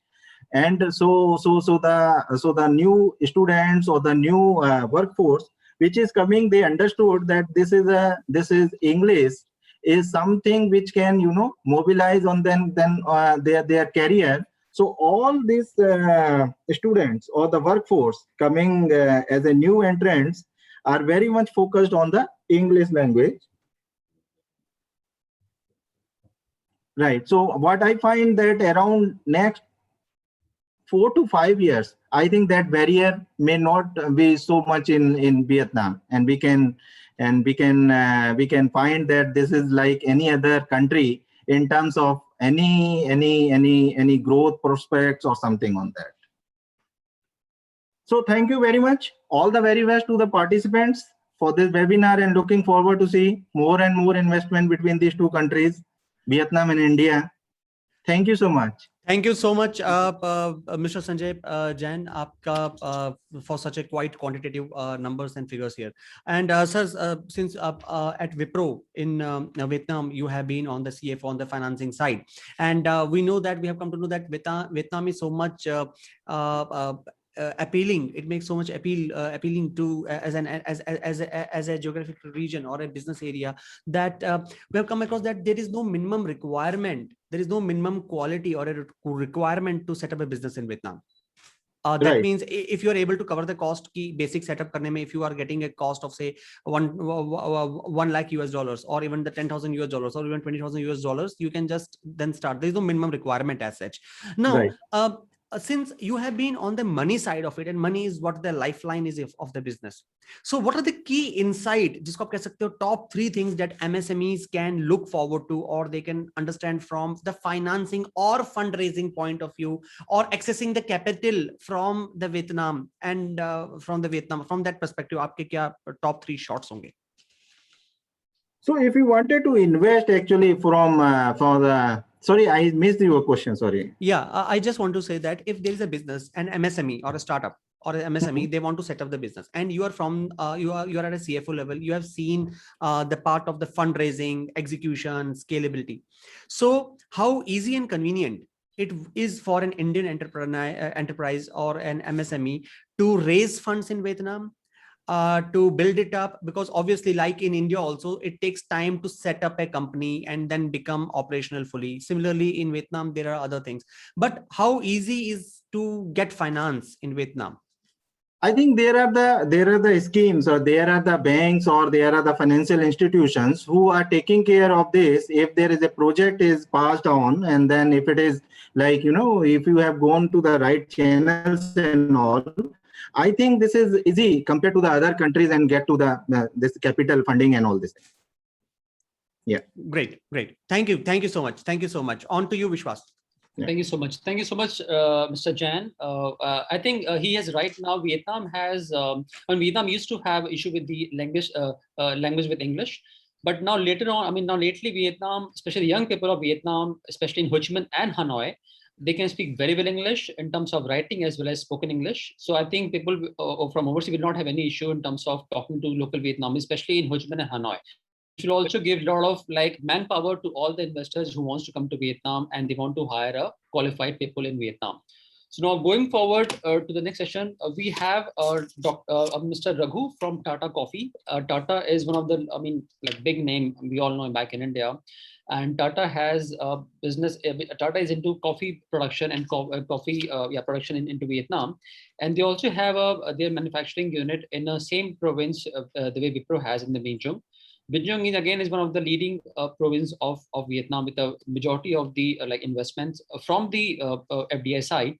And so please over to Mr. Raghu, please. Thanks, Mr. Vishwas. Thank you very much. His Excellency, the Ambassador to India, Mr. Ravin Chow, and Dr. Mohan Madhur, who is there on the panel, and the participant, and especially the organizers, Leaps and Bounds, who has conducted this webinar on a very professional level. I'd like to thank everyone for this one. And being one of the key investors in Vietnam as of now, I would like to share a small presentation on how it has happened for the Tata to take Vietnam as a hub for the investment, in spite of the fact that Tata is sprawled across the world in 150 countries towards its services and products. What made us to choose Vietnam as a country to invest? I'll just share my screen so that you'll be able to get into the details of it. Tata Group, it's a leadership with trust. It's one of the global business group sprawling across 150 countries with a workforce of 720,000 employees. I think this is the biggest in the Indian industry. The market capitalization of 260 billion, and most of the people may know or may not know. I'd like to share that the 66% of our profits will go into the philanthropic activities. That means whatever we earn from the businesses will be given to their non-profitable organizations, 66%. This is one of the key factors for the Tata Group as a ethical business. That's as well as a global view is concerned. And when it comes to the major players in the Tata Group, Tata Consultancy Services, Tata Steels, Chemicals, Tata Consumer Products, and Tata Communications, and Tata Motors. These are the big names. And Tata, as you all may be aware, it is a company from the salt to the software.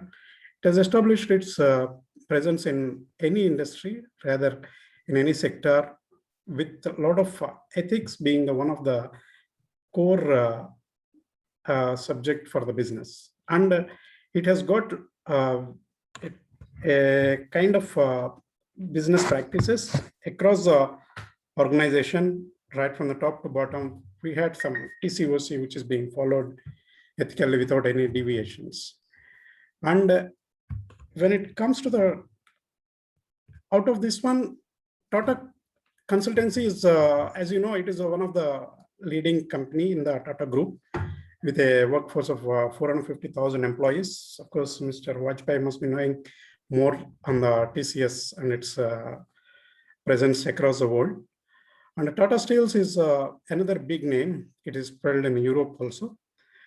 And when it comes to the Tata Consumer Products, this is the area where the Tata Coffee comes as a part of this. Tata Consumer Products has got many divisions. Out of that, Tata Coffee is one of the division. And we have got the presence in the Tata Coffee in India. If you see the glimpse of our business in India, we have got a huge coffee estates sprawling across the southern part of the Karnataka. We have got around 8,000 hectares of the coffee estates and 2,000 hectares of the tea estates across Chikmagalur, Coorg, and Annamalai. Apart to have this one, apart from this, we have got the processing units, which are for the processing of the coffee and the tea. In addition to that, Starbucks, one of their partners, and we have got an exclusive grinding facility in India to have the Starbucks coffee roasting. In addition to that, we have got a tie-up with 8 O'Clock Coffee in USA, which is a leading brand in the USA for more than 160 years. We acquired the stake of 50.08% of this one in the 2006. That is how the Tata Coffee has a picture. And now let us come to the fact that when we started our business expansion plans and all these things, we have got 2 processing facilities at India for the instant coffee business. That is, one is at Tamil Nadu and second one is at Hyderabad. And both of these plants were doing very good in terms of the instant coffee production and sales and all these things. When we got exhausted, we were thinking of the next step for investment in terms of the instant coffee. Then we were exploring the opportunities for putting up the plants, either to put up in India or outside India. We had analyzed many of the opportunities and scales and all these things. Finally, we had chosen Vietnam as one of the as the next alternative to India, taking into the fact that freeze-dried coffee, rather any other product, it should have the proximity to either to the customers or to the raw material availability. Vietnam is being one of the second largest producer of the Robusta coffee. It has prompted us to choose Vietnam as a base for us to put up our expansions from Tata Coffee. In addition to that, there is as pointed out by many of the speakers in this forum, there is a high level of cooperation from the government authorities and the industrial park authorities, which makes the ease of business when you enter as a newcomer into the country. And the industry practices are very fair and they are very transparent. There is no way you will be able to see any hide and seek business in the industry practices. Of course, in addition to that, availability of the utilities is a very good thing. The power is best, which because we use in the instant coffee business a large volume of the water and power. These are the two main things for us business to grow. So these are abundant in Vietnam. And in addition to that, industrial parks are well connected to the supply chains. Once we produce, because our market is totally into the Europe and Russia. So we need to have the proper network of the supply chain so as to export our products from here. And there are competent agencies for the selection of the industrial parks, like Mr. Vajpayee is saying that we have got Deloitte, we have got KPMG, so as to give us a support in selecting the industrial parks in different fronts. And there is no restriction of the imports from the other nation. That is the one beauty of the Vietnam. You can import anything from anywhere across the world. The industrial parks, the infrastructure wise, how it is being taken. When we come to the Vietnam to see different industrial parks across the country from north to south, we have found many things with respect to the industrial parks, their infrastructure and the facilities which are available and the ease of selecting the place, many things. And after that, we found that there is a single window channel, like in our India, how we do it. Obtaining the registrations and business registration certificate, everything will be done by at only one place. They are the only one person who will be authorizing all these things. And developing the environment impact report, because when we process the coffee, there are a lot of effluent which is being generated, and the impact, so the treatment of this effluent and all, it has to meet a lot of quality parameters, that there is an impact to the environment on that one, and how it is going to have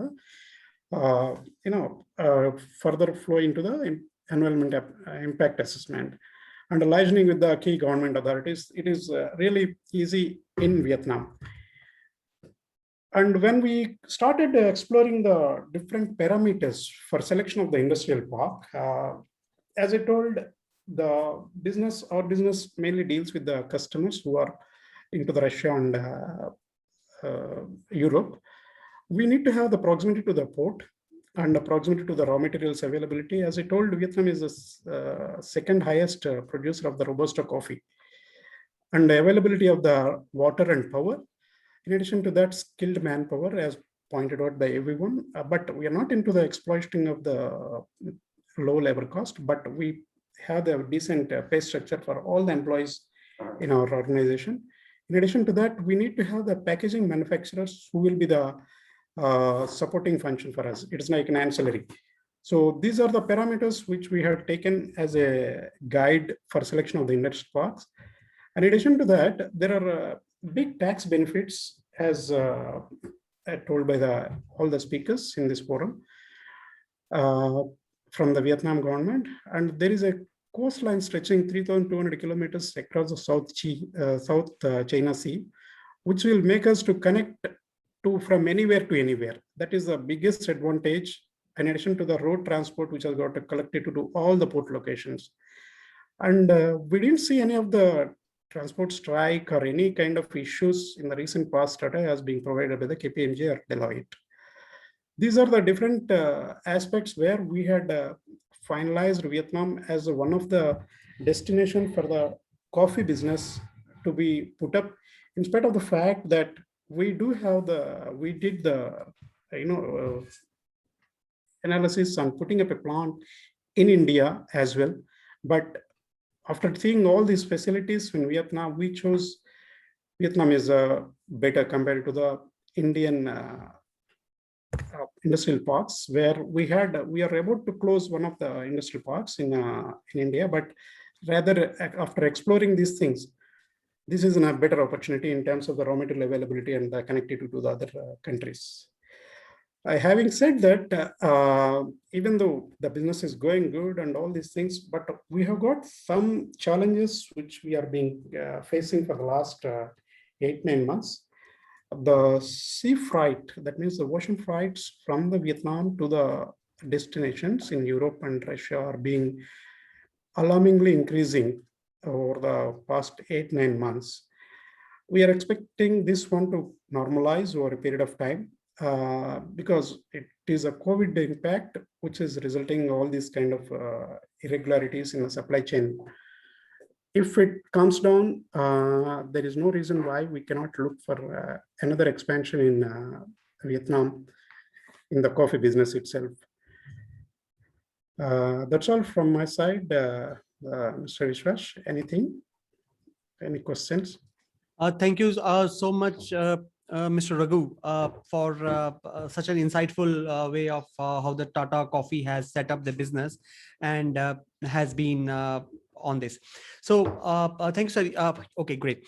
So from the exporting point of view, you have given a very critical case how I believe like you said that there are because it has signed so many world trade agreements, there is no limitation as far as it goes, and there are also different like industrial parks where one single gateway for all the approvals are there.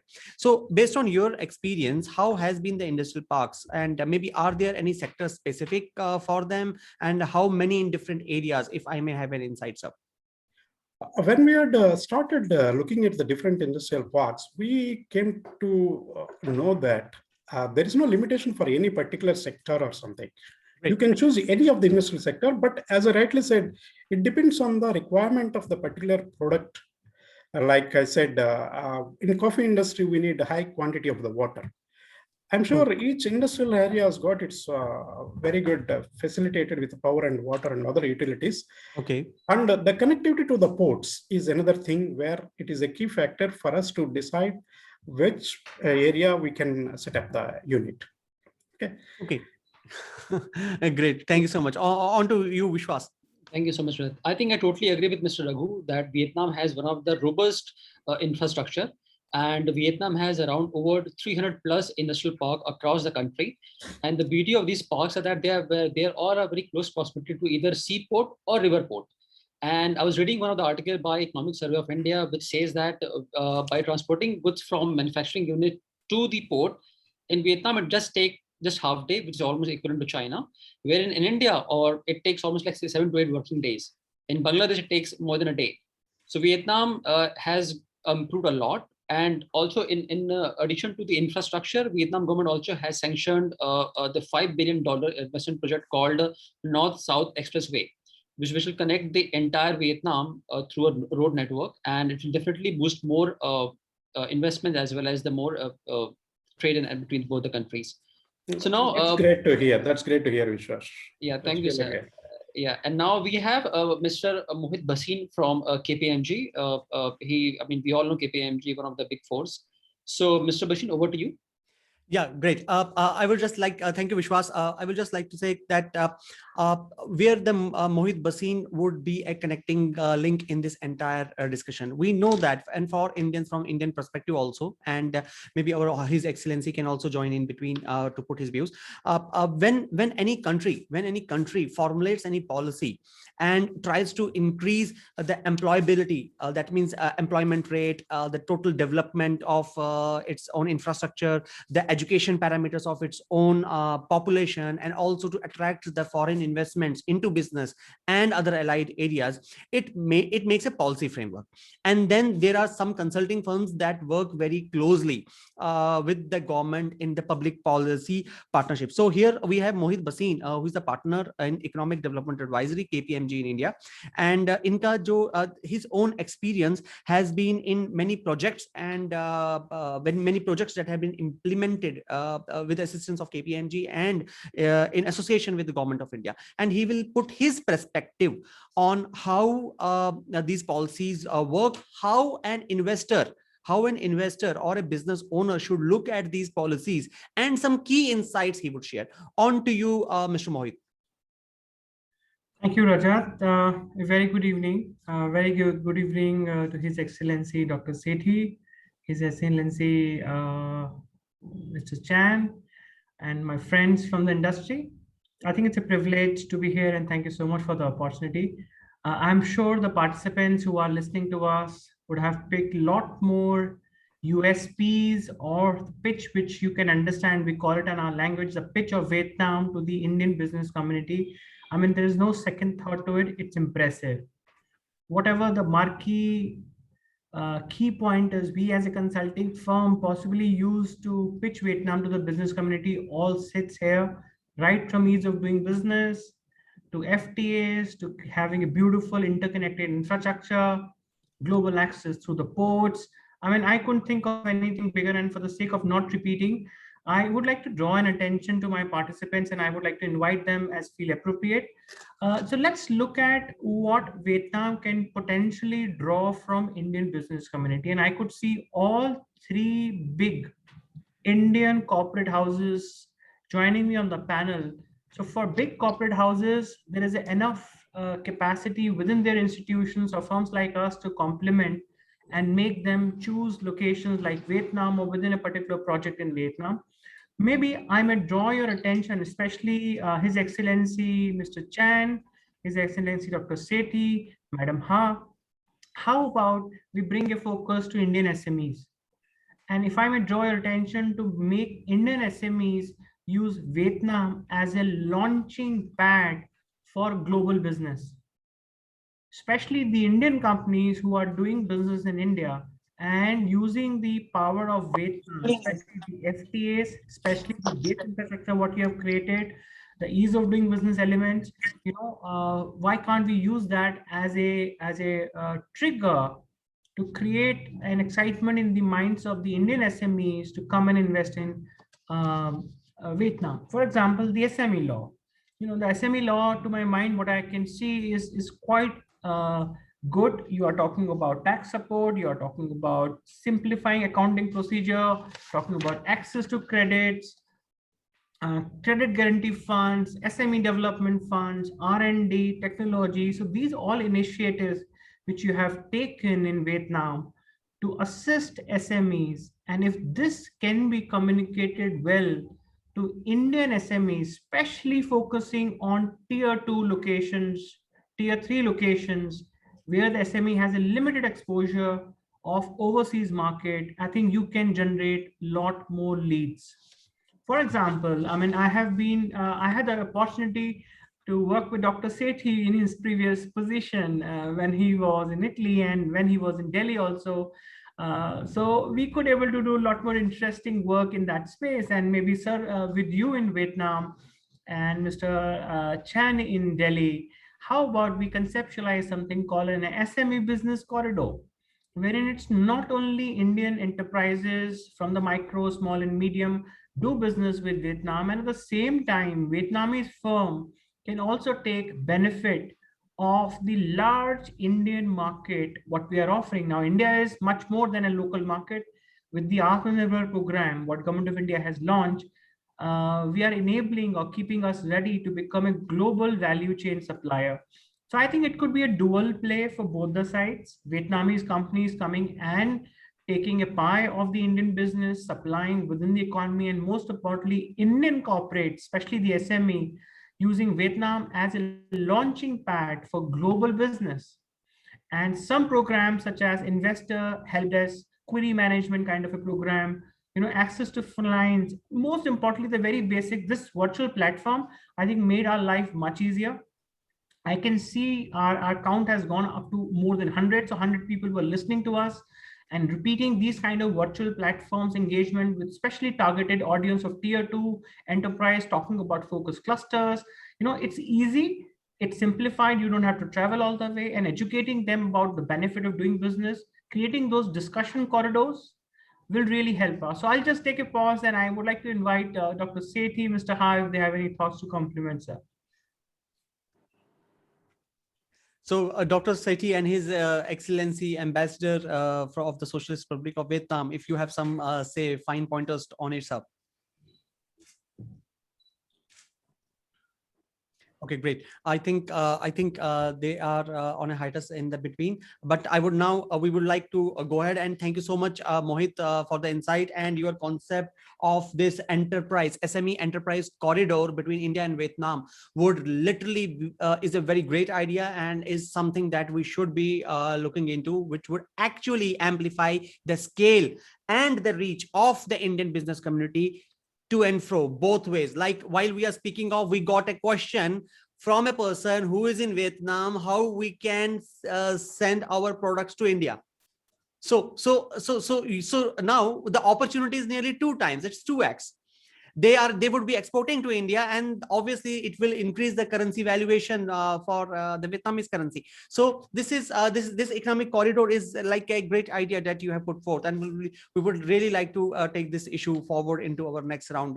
Thank you so much, Mohit. On to you, Vishwas. Okay, thank you so much, Mr. Bhasin. Thank you so much. And I think you had a very valid point that I think the SME also has a lot of scope, and I think that's why I think when I spoke to Mr. Dilip Sharma from Indian Investor Federation, and they have been very much like active into promoting SMEs into Vietnam, and definitely I'll talk more about it with Mr. Sharma later on. So now we are going forward to Mr. Raj Gopal. He owns a company called TAP International in Vietnam. They are into textile. And he is actually Indian, has been owning this company for some time in Vietnam, and he's one of the leading textile entrepreneurs in Vietnam. So to Mr. Gopal. Yeah, good evening, His Excellency, Pomsen, and His Excellency our CG, and respected speaker. So myself, Sir Raj Gopal, I own a TAP International, as you said. So I came here, just I wanted to share my experience. So I just came here as a textile entrepreneur, and I started the representative office here to sell Indian product to Vietnam market, particularly Indian made fabrics. Then we got some huge clients across Vietnam's, and we have reputed clients, and we also supply to a lot of export houses, a lot of brand. Then 6 years ago, then we found that there is a lot of demand for yarn, Indian yarn, Indian textiles, Indian yarn. This is I started importing. Then from representative office, then I changed to a trading company. Then we invested a huge amount, and we started importing Indian raw materials to Vietnam. So now we are, like one of the leading importer of Indian yarn, Indian, raw materials. So now also we have a garment factory. This is our company background. So here in the opportunity in textile sector is huge. So textile industry is the second largest industry in Vietnam. It's giving almost around 35 billion export turnover. And mostly the raw material, 80% of raw materials imported from different countries, China, India, and South Korea and other countries. Raw materials like fabrics, like accessories, etc. Only the Vietnamese the textile industries, garment industries, making cut to making, CMT, it's called CMT. And also, there is a lot of demand for spinning. There is you can say the textile industries we can divide into 3. First is a fiber, and yarn production, spinning. This is a basic. In Vietnam also have a spinning mill, but 80% of the product they're exporting.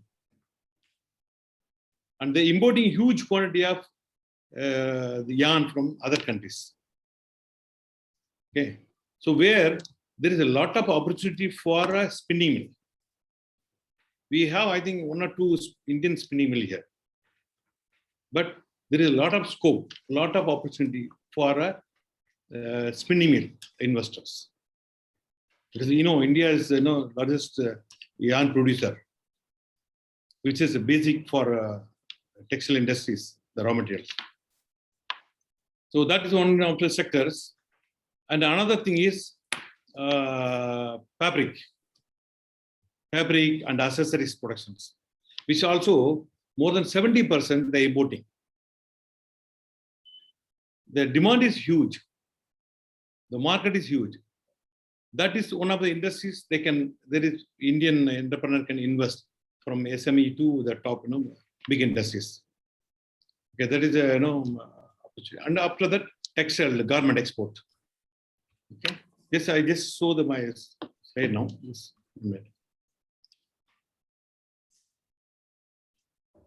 Great. Yeah. I'm just opening it. I think he'll be showing us some slides also. Yeah. Yeah. See, the industry started in 1959. The textile industries. So steadily it has a growth, very steadily. Now You can share the Yeah, screen, yeah, sir, the just- green button. Yeah. Yeah. I don't know, it's blocking it. Hold it.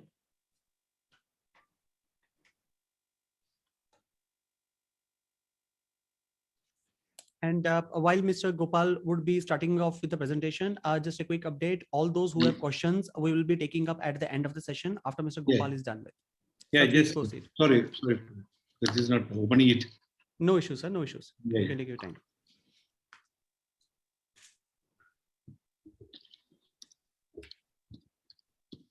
I think adding to Mr. Gopal's talk, I would say that especially in textile industry in Vietnam, we can see there are many SMEs and also medium-scale industries that have factories in Vietnam across all the. I mean, we have factories from India, from Japan, from Korea, from Taiwan. So textile is one of the booming industry, and it actually welcomes SMEs, also the medium-scale industries as well to have factories in Vietnam. And it's one of the leading sector in Vietnam, which gives a lot of revenue also to government of Vietnam in terms of the exports.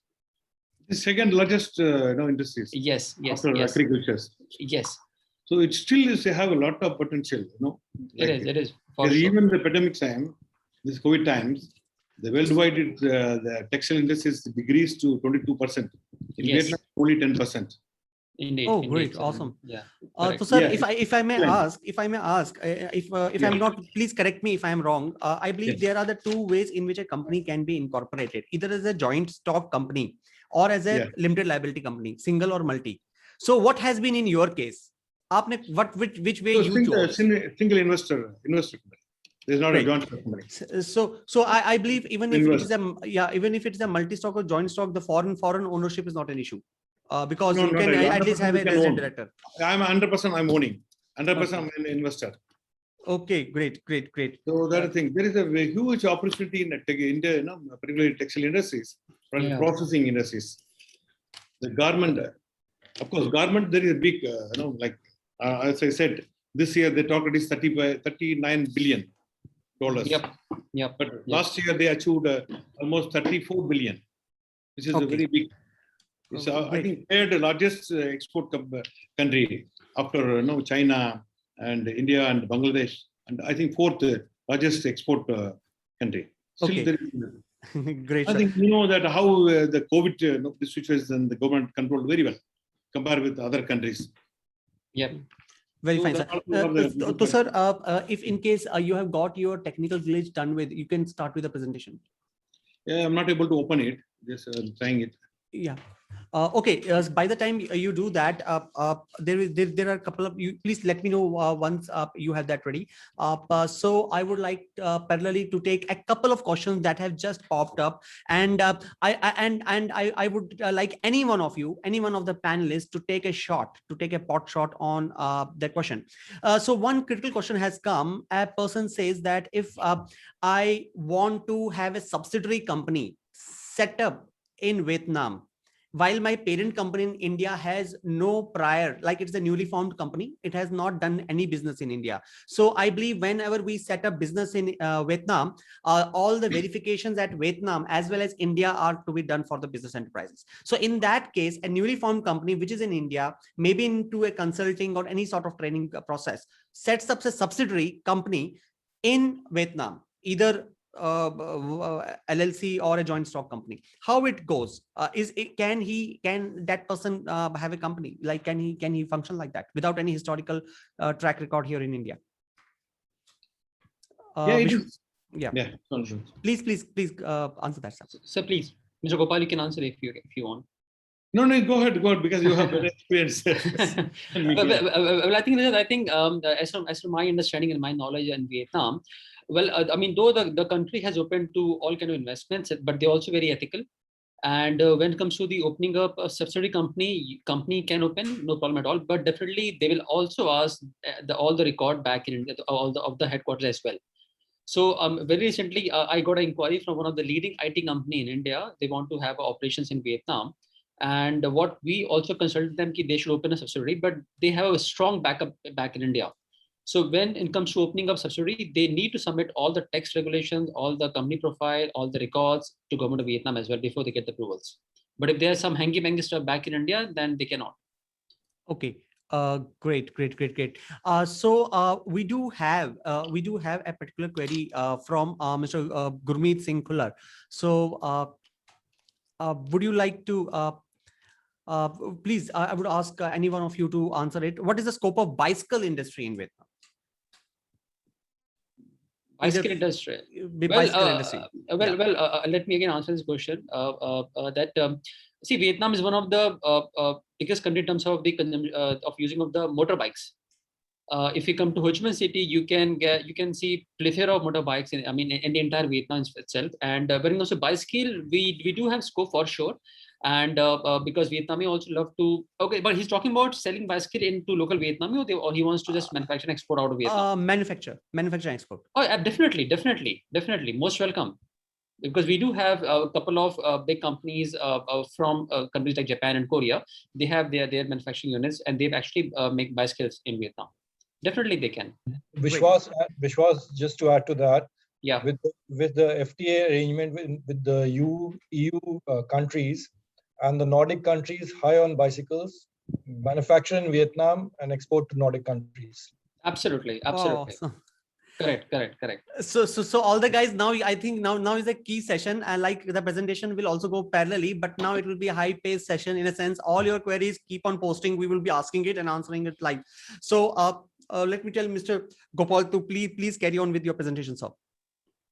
Yeah, the garment textile industry is, it started from 1959 in Hanoi, northern area, then moved to around 1960. I think it's moved to South Vietnam.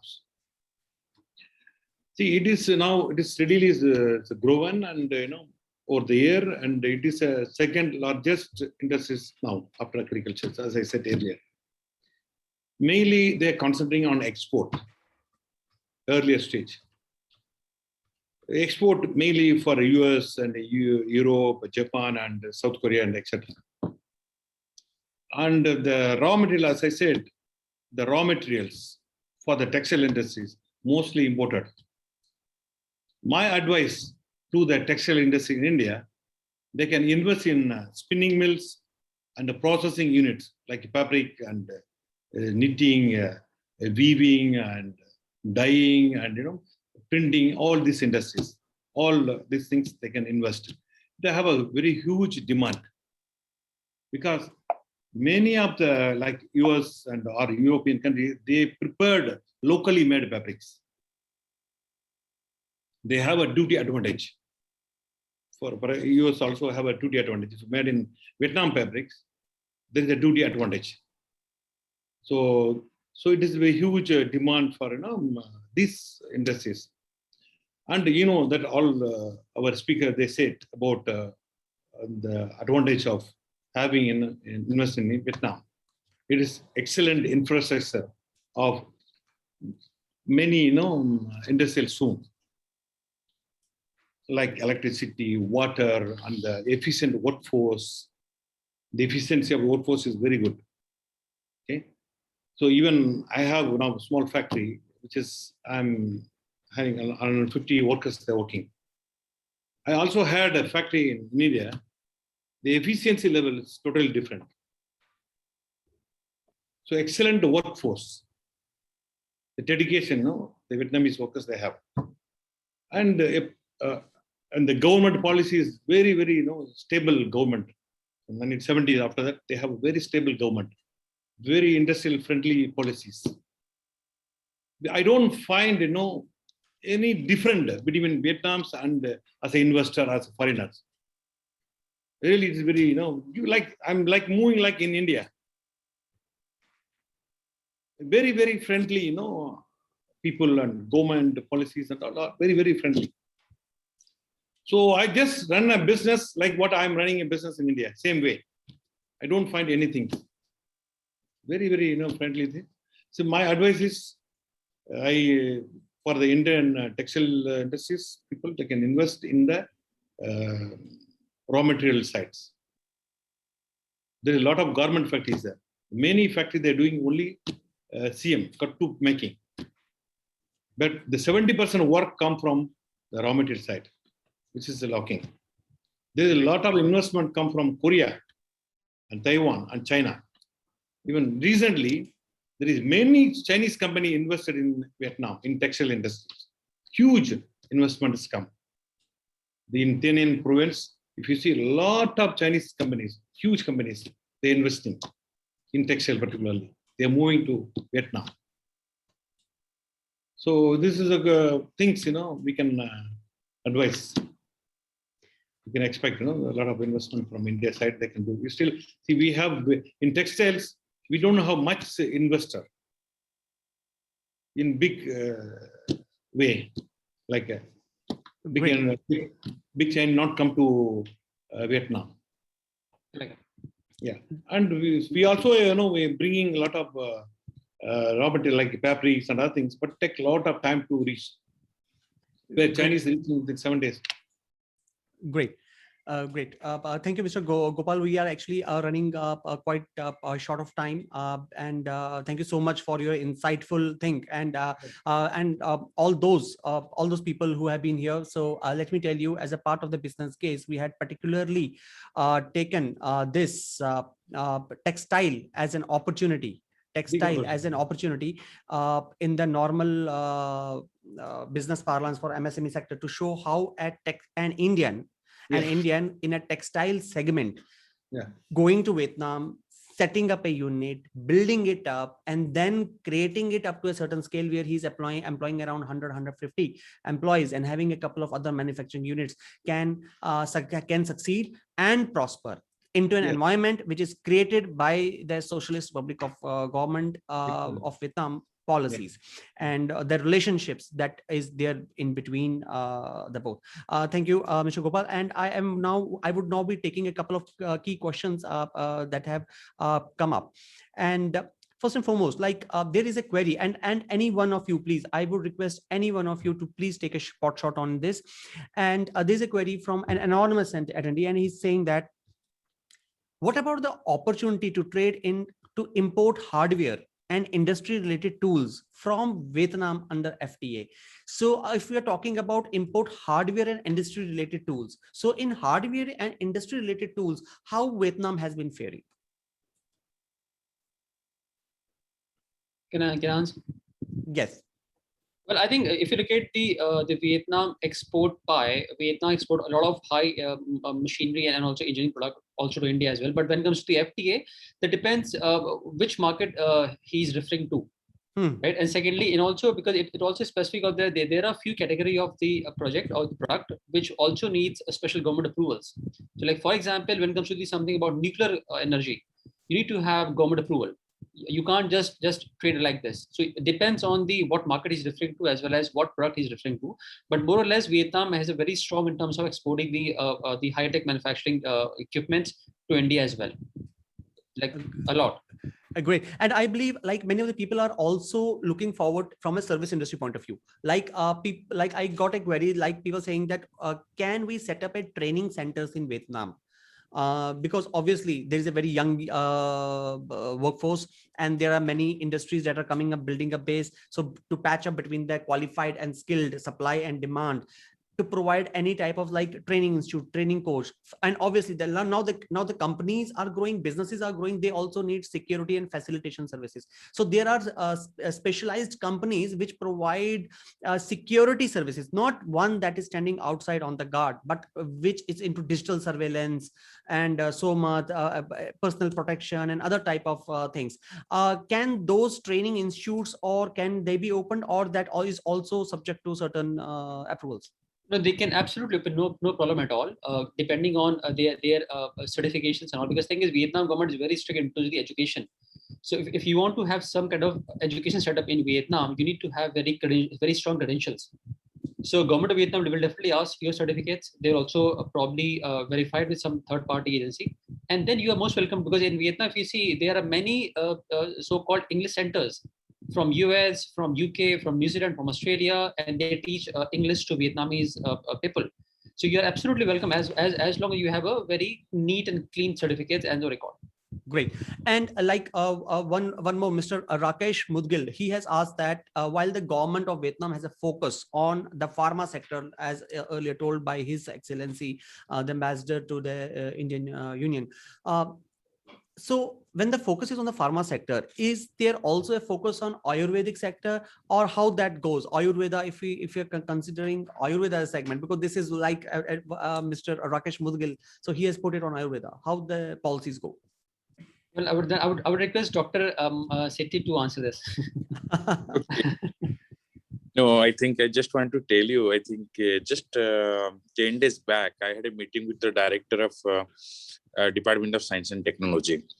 And during my discussion, he immediately pulled out his mobile phone. He showed me some plant photographs, from which the extracts are used for diabetes in India. So he told me it is an insulin plant.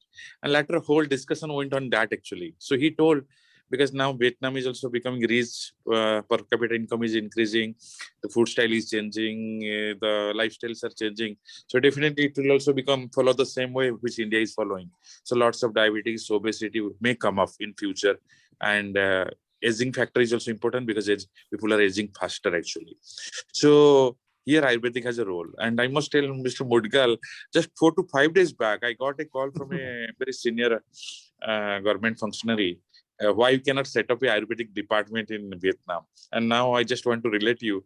Yesterday I sent a message that we can definitely set up. They want to set up a Ayurvedic department. They want to train the Vietnamese students also with some specific areas like diabetes, hypertension, maybe liver issues where diabetes has proved its efficiency. Even I had got request one of the province in Highland. They're making lots of, they're producing medicinal plants, but they don't know how to extract it. They're also our chief minister equivalent, the party secretary, he made a request whether we can get some kind of support. I think this is a very nice area, because first thing is that India gift to the world is also, apart from yoga, Ayurveda. And definitely here we can strengthen our friendship also. I'm very much open to Mr. Mudgal if he has any specific way to enter, at least in this sector, from beauty products, or maybe from products of food supplements, food products, or maybe from drugs kind of things, or medications. Please write to us. Definitely we'll check with the Vietnamese side, and we may connect to you some people definitely, because Vietnam, some section of people still yet following the Chinese medications, the traditional medications. And so I think we can do. Great, sir. So Mr. Mudgal would have got his answer. He would be really on his way for sending his message to us. Now, having said that, one more query. Like in earlier, I believe, in case of Wipro and the Tata Coffee in particular, they said key supply and demand, and the availability of resources, power, skilled labor nearby is very conducive. So here we have got a query which is key. For example, Mr. Rajveer Singh, he posted at around 10 minutes back. He's asking that we are into a manufacturing segment, and we want to have a manufacturing plant set up in Vietnam. The only catch is, he said, we are into mainly steel and with respect to steel and related prices, as well as, for example, labor, power, etc. Now, labor, we know the labor is cheap. Power is also there. So mainly steel. So now the companies or MSMEs which are into manufacturing, having the steel as the core component. How Vietnam stands there? Yeah, Vietnam stands very tall, actually, I must tell you. Vietnam exports steel also. Vietnam Great. exports even to India also, steel and steel products. Great. And so, here the demand of steel is too much, I must tell you. They can build a house with steel within 1 to 2 days. They don't take more than that. So awesome, great. So I believe the game is already on, and I would like to say, Mr. Rajveer Singh, people are already there in Vietnam. So you need to buckle up quite fast to jump into the bandwagon and do that. Great. And I would say that, sorry to interrupt you. I think that what Dr. Mohan Sethi sir just said, I think there is some Indian friends of Indian expert who is into that business. And last time when we were, when gathering and to showcasing about the Vietnam business and all, he showcased that within 1 day or 2 days, they can even make the bridges and all these things. So it's a great opportunity in the steel area also. Yep. Great. Okay, true. Thank you. And we have one anonymous attendee, and he has asked about, since we'll be setting a business there, while in India also has its own challenges. So how are the IP protection laws in Vietnam, and how are they? see, IP protection, yeah. Vietnam is introducing, I think, they're quite cautious about this, actually. We understand that, like India also some years back, we do not have so strong regulation on IP products. So Vietnam is at the fang end, and I'm sure, I think Vietnam is planning to bring the IP products very soon. But what I understand, even if they have already done, actually, the protection part, actually, but maybe the follow-up is not so much, I think, but I think they're going to do it, actually. Because you see, they want to stand Vietnam as a manufacturing hub very clearly. True. And it is, there is no question in that, actually. So all the rules, regulations, whatever, they understand that it is coming in the way of investment or coming of IP regulations, protections. They are also quite conscious about all these things. And I'm sure very soon it will be, perhaps they'll take steps, I think. Great. Thank you. Thank you so much. And the last question that we have come is from Ajay Pandya, and he's asking, they have a trading organization. They trade spices, and they are saying that what about the trade to and fro trade in edibles and raw foods like cardamom? So what is the scope of that? Or for a trading company, now it is not into manufacturing, they're only traders in spices, edibles, and cardamom between India and Vietnam. What is the scope? If I'm not wrong, spices, I think perhaps is a very important component in our export basket also. Spices, actually, yeah. We had recently we had a seminar with Spice Board of India, and they're exporting, they're exporting lots of products, and more than 40-50 Indian restaurants are there, but they're expanding like anything. Our Indian community is 7,000 to 8,000 in Ho Chi Minh City itself. And just understand that the flight service only went for 4 to 5 months. It started in October 2019. And in 2019, we had got 170,000 Indians visiting Ho Chi Minh, Vietnam. Just imagine once the flight service will start, actually, in a regular way, how many Indians will come here. Awesome. So, very true. Correct. Very true. Correct. And we have some people joining us on this live session currently from Dubai, Abu Dhabi, and in the African region also, as we see the live figures here.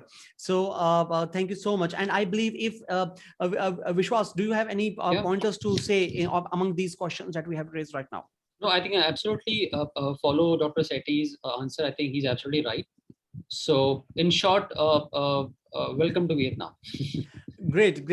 So now the matter of fact is, go where the money goes, and like we say that, and in Vietnam, the rich man's disease has not come as of there. So pharma is going to boom. Go where the money is present. And thank you so much. I would ask Mr. Duleep Sharma to please say a few words and give a concluding and a wholesome encapsulation of this closing session. Before we go to Mr. Sharma, I also like to tell you one thing that I've been talking to Mr. Sharma for the last 3-4 months, and he has been trying to promote more investment from the SME side from India to Vietnam, and he has been playing very instrumental role in that thing. So I think with this kind of vision, we can definitely boost more like investments, especially from SME industry from India to Vietnam for sure. So I would love to also know more about his vision in this regard. Good evening once again to everyone. It has been a very learning experience in terms of to know about the opportunities in Vietnam. I heard Mr. Sethi, Mr. Bhasin, and rest of the speakers. And we as the Indian Investors Federation, our focus is the MSMEs, majority of it the SMEs, because the large ones actually don't need the support and hand-holding, I suppose. It is the SMEs who need the hand-holding and support. In terms of the boost to the economy, employment, it is the SMEs which actually can add value, and equitable distribution of the wealth also happens when the more and more SMEs get prosperous in each region. So we have few thoughts in mind. As Vishal said, we would like to work and collaborate with the investment promotion agency in Vietnam to facilitate the investments from the SMEs into Vietnam. So work out some kind of a channel. We also would like to be part of what Mohit suggested, that let's create an SME corridor between India and Vietnam, with Mr. Sethi being there. I am hopeful, though I have not met him, I have not interacted, but everyone talking so high of him, we would also look forward to work and interact with him more often. And I also see the SMEs normally are a little hesitant to move alone. They would like to move in a group. So we would like to facilitate a cluster of SMEs from India moving, say when it comes to auto components, light engineering, cycle parts, textiles, startups, IT, ITS, then pharmaceuticals. So we would like to focus on a group of SMEs moving into the different industrial parks in Vietnam, because I feel it is more comfortable when a few people from India are there rather than one SME moving in alone for this time. Though Mr. Raj Gopal has taken that initiative, but majority of them normally do not. And we would like to work and set up a desk and a committee within the Indian Investor Federation, which will be totally focused on Vietnam. And we will show that what I've read, and also there are about 300 odd projects going on in terms of investments into Vietnam as on date. And next 5 years, we would like to double it, triple it with the Indian Investor Federation, becoming a partner in the story which says some of the SMEs or some of the companies which are invested in India. We would like to, for them, to take them to Vietnam and any other place in the world. That's the key objective of the Indian Investor Federation. And thank you all once again. Thank you so much, Mr. Dilip Sharma. And he under his aegis as a Director General of Indian Investor Federation, this event has been conducted.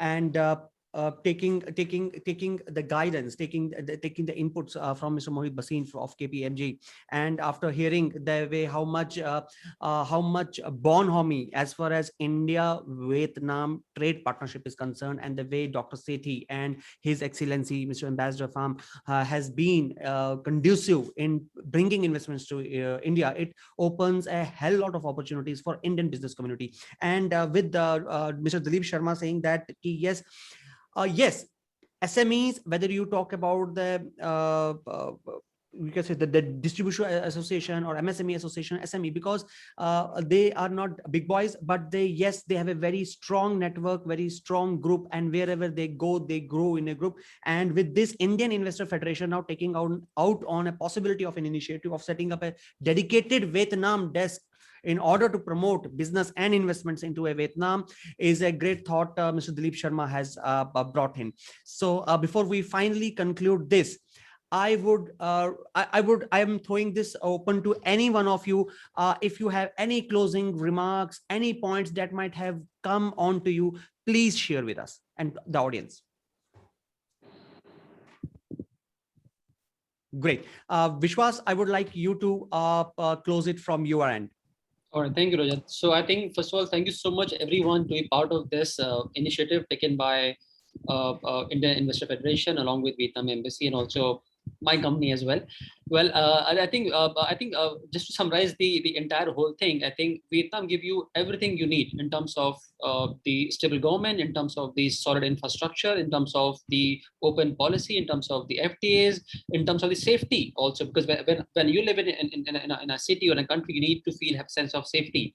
So I've been here for long, and I also have a sense of safety in Vietnam. So Vietnam has got everything which an investor look for, especially from the SME sector, for sure. And the textile is one of the big things which people can watch for, along with the IT and also probably the things like solar energy and all the automobiles manufacturing and all. So if you have any questions regarding the Vietnam, you have, I'll share my number with you as well. You can always get in touch with me, and I always keep on getting a lot of like guidance from Ambassador Sir as well as also from Dr. Sethi, because they both have been a very good mentor to me as well. So yeah, I mean, in short, thank you so much, Rajat, for organizing such a beautiful show. Thank you. Hope to see more investments from Vietnam, from India to Vietnam, for sure. You start getting the kitties ready, guys. Yep. Already. While we are having that, we still have lots to still have questions coming up, and I would request His Excellency Mr. Pham Son Chau, the Ambassador to India, if sir you have to give any conclusive thing, sir, please you can go ahead before I could finally wrap it up. Just in case. Thank you very much indeed for the webinar. I believe that this is one of the most useful, informative webinar I have been able to attend so far. And I think that there are a lot of follow-ups that need to, to be stressed. And we are there ready to assist in any way we can. And I think there are very many new ideas coming up out of this. And I hope that that will be able to materialize. And once again, thank you very much. And I want to conclude by saying, welcome to Vietnam. Yes, welcome to Vietnam. Yes. Thank you so much. And thank you, every one of you. Thank you, Mohit. Thank you, Sanjay ji.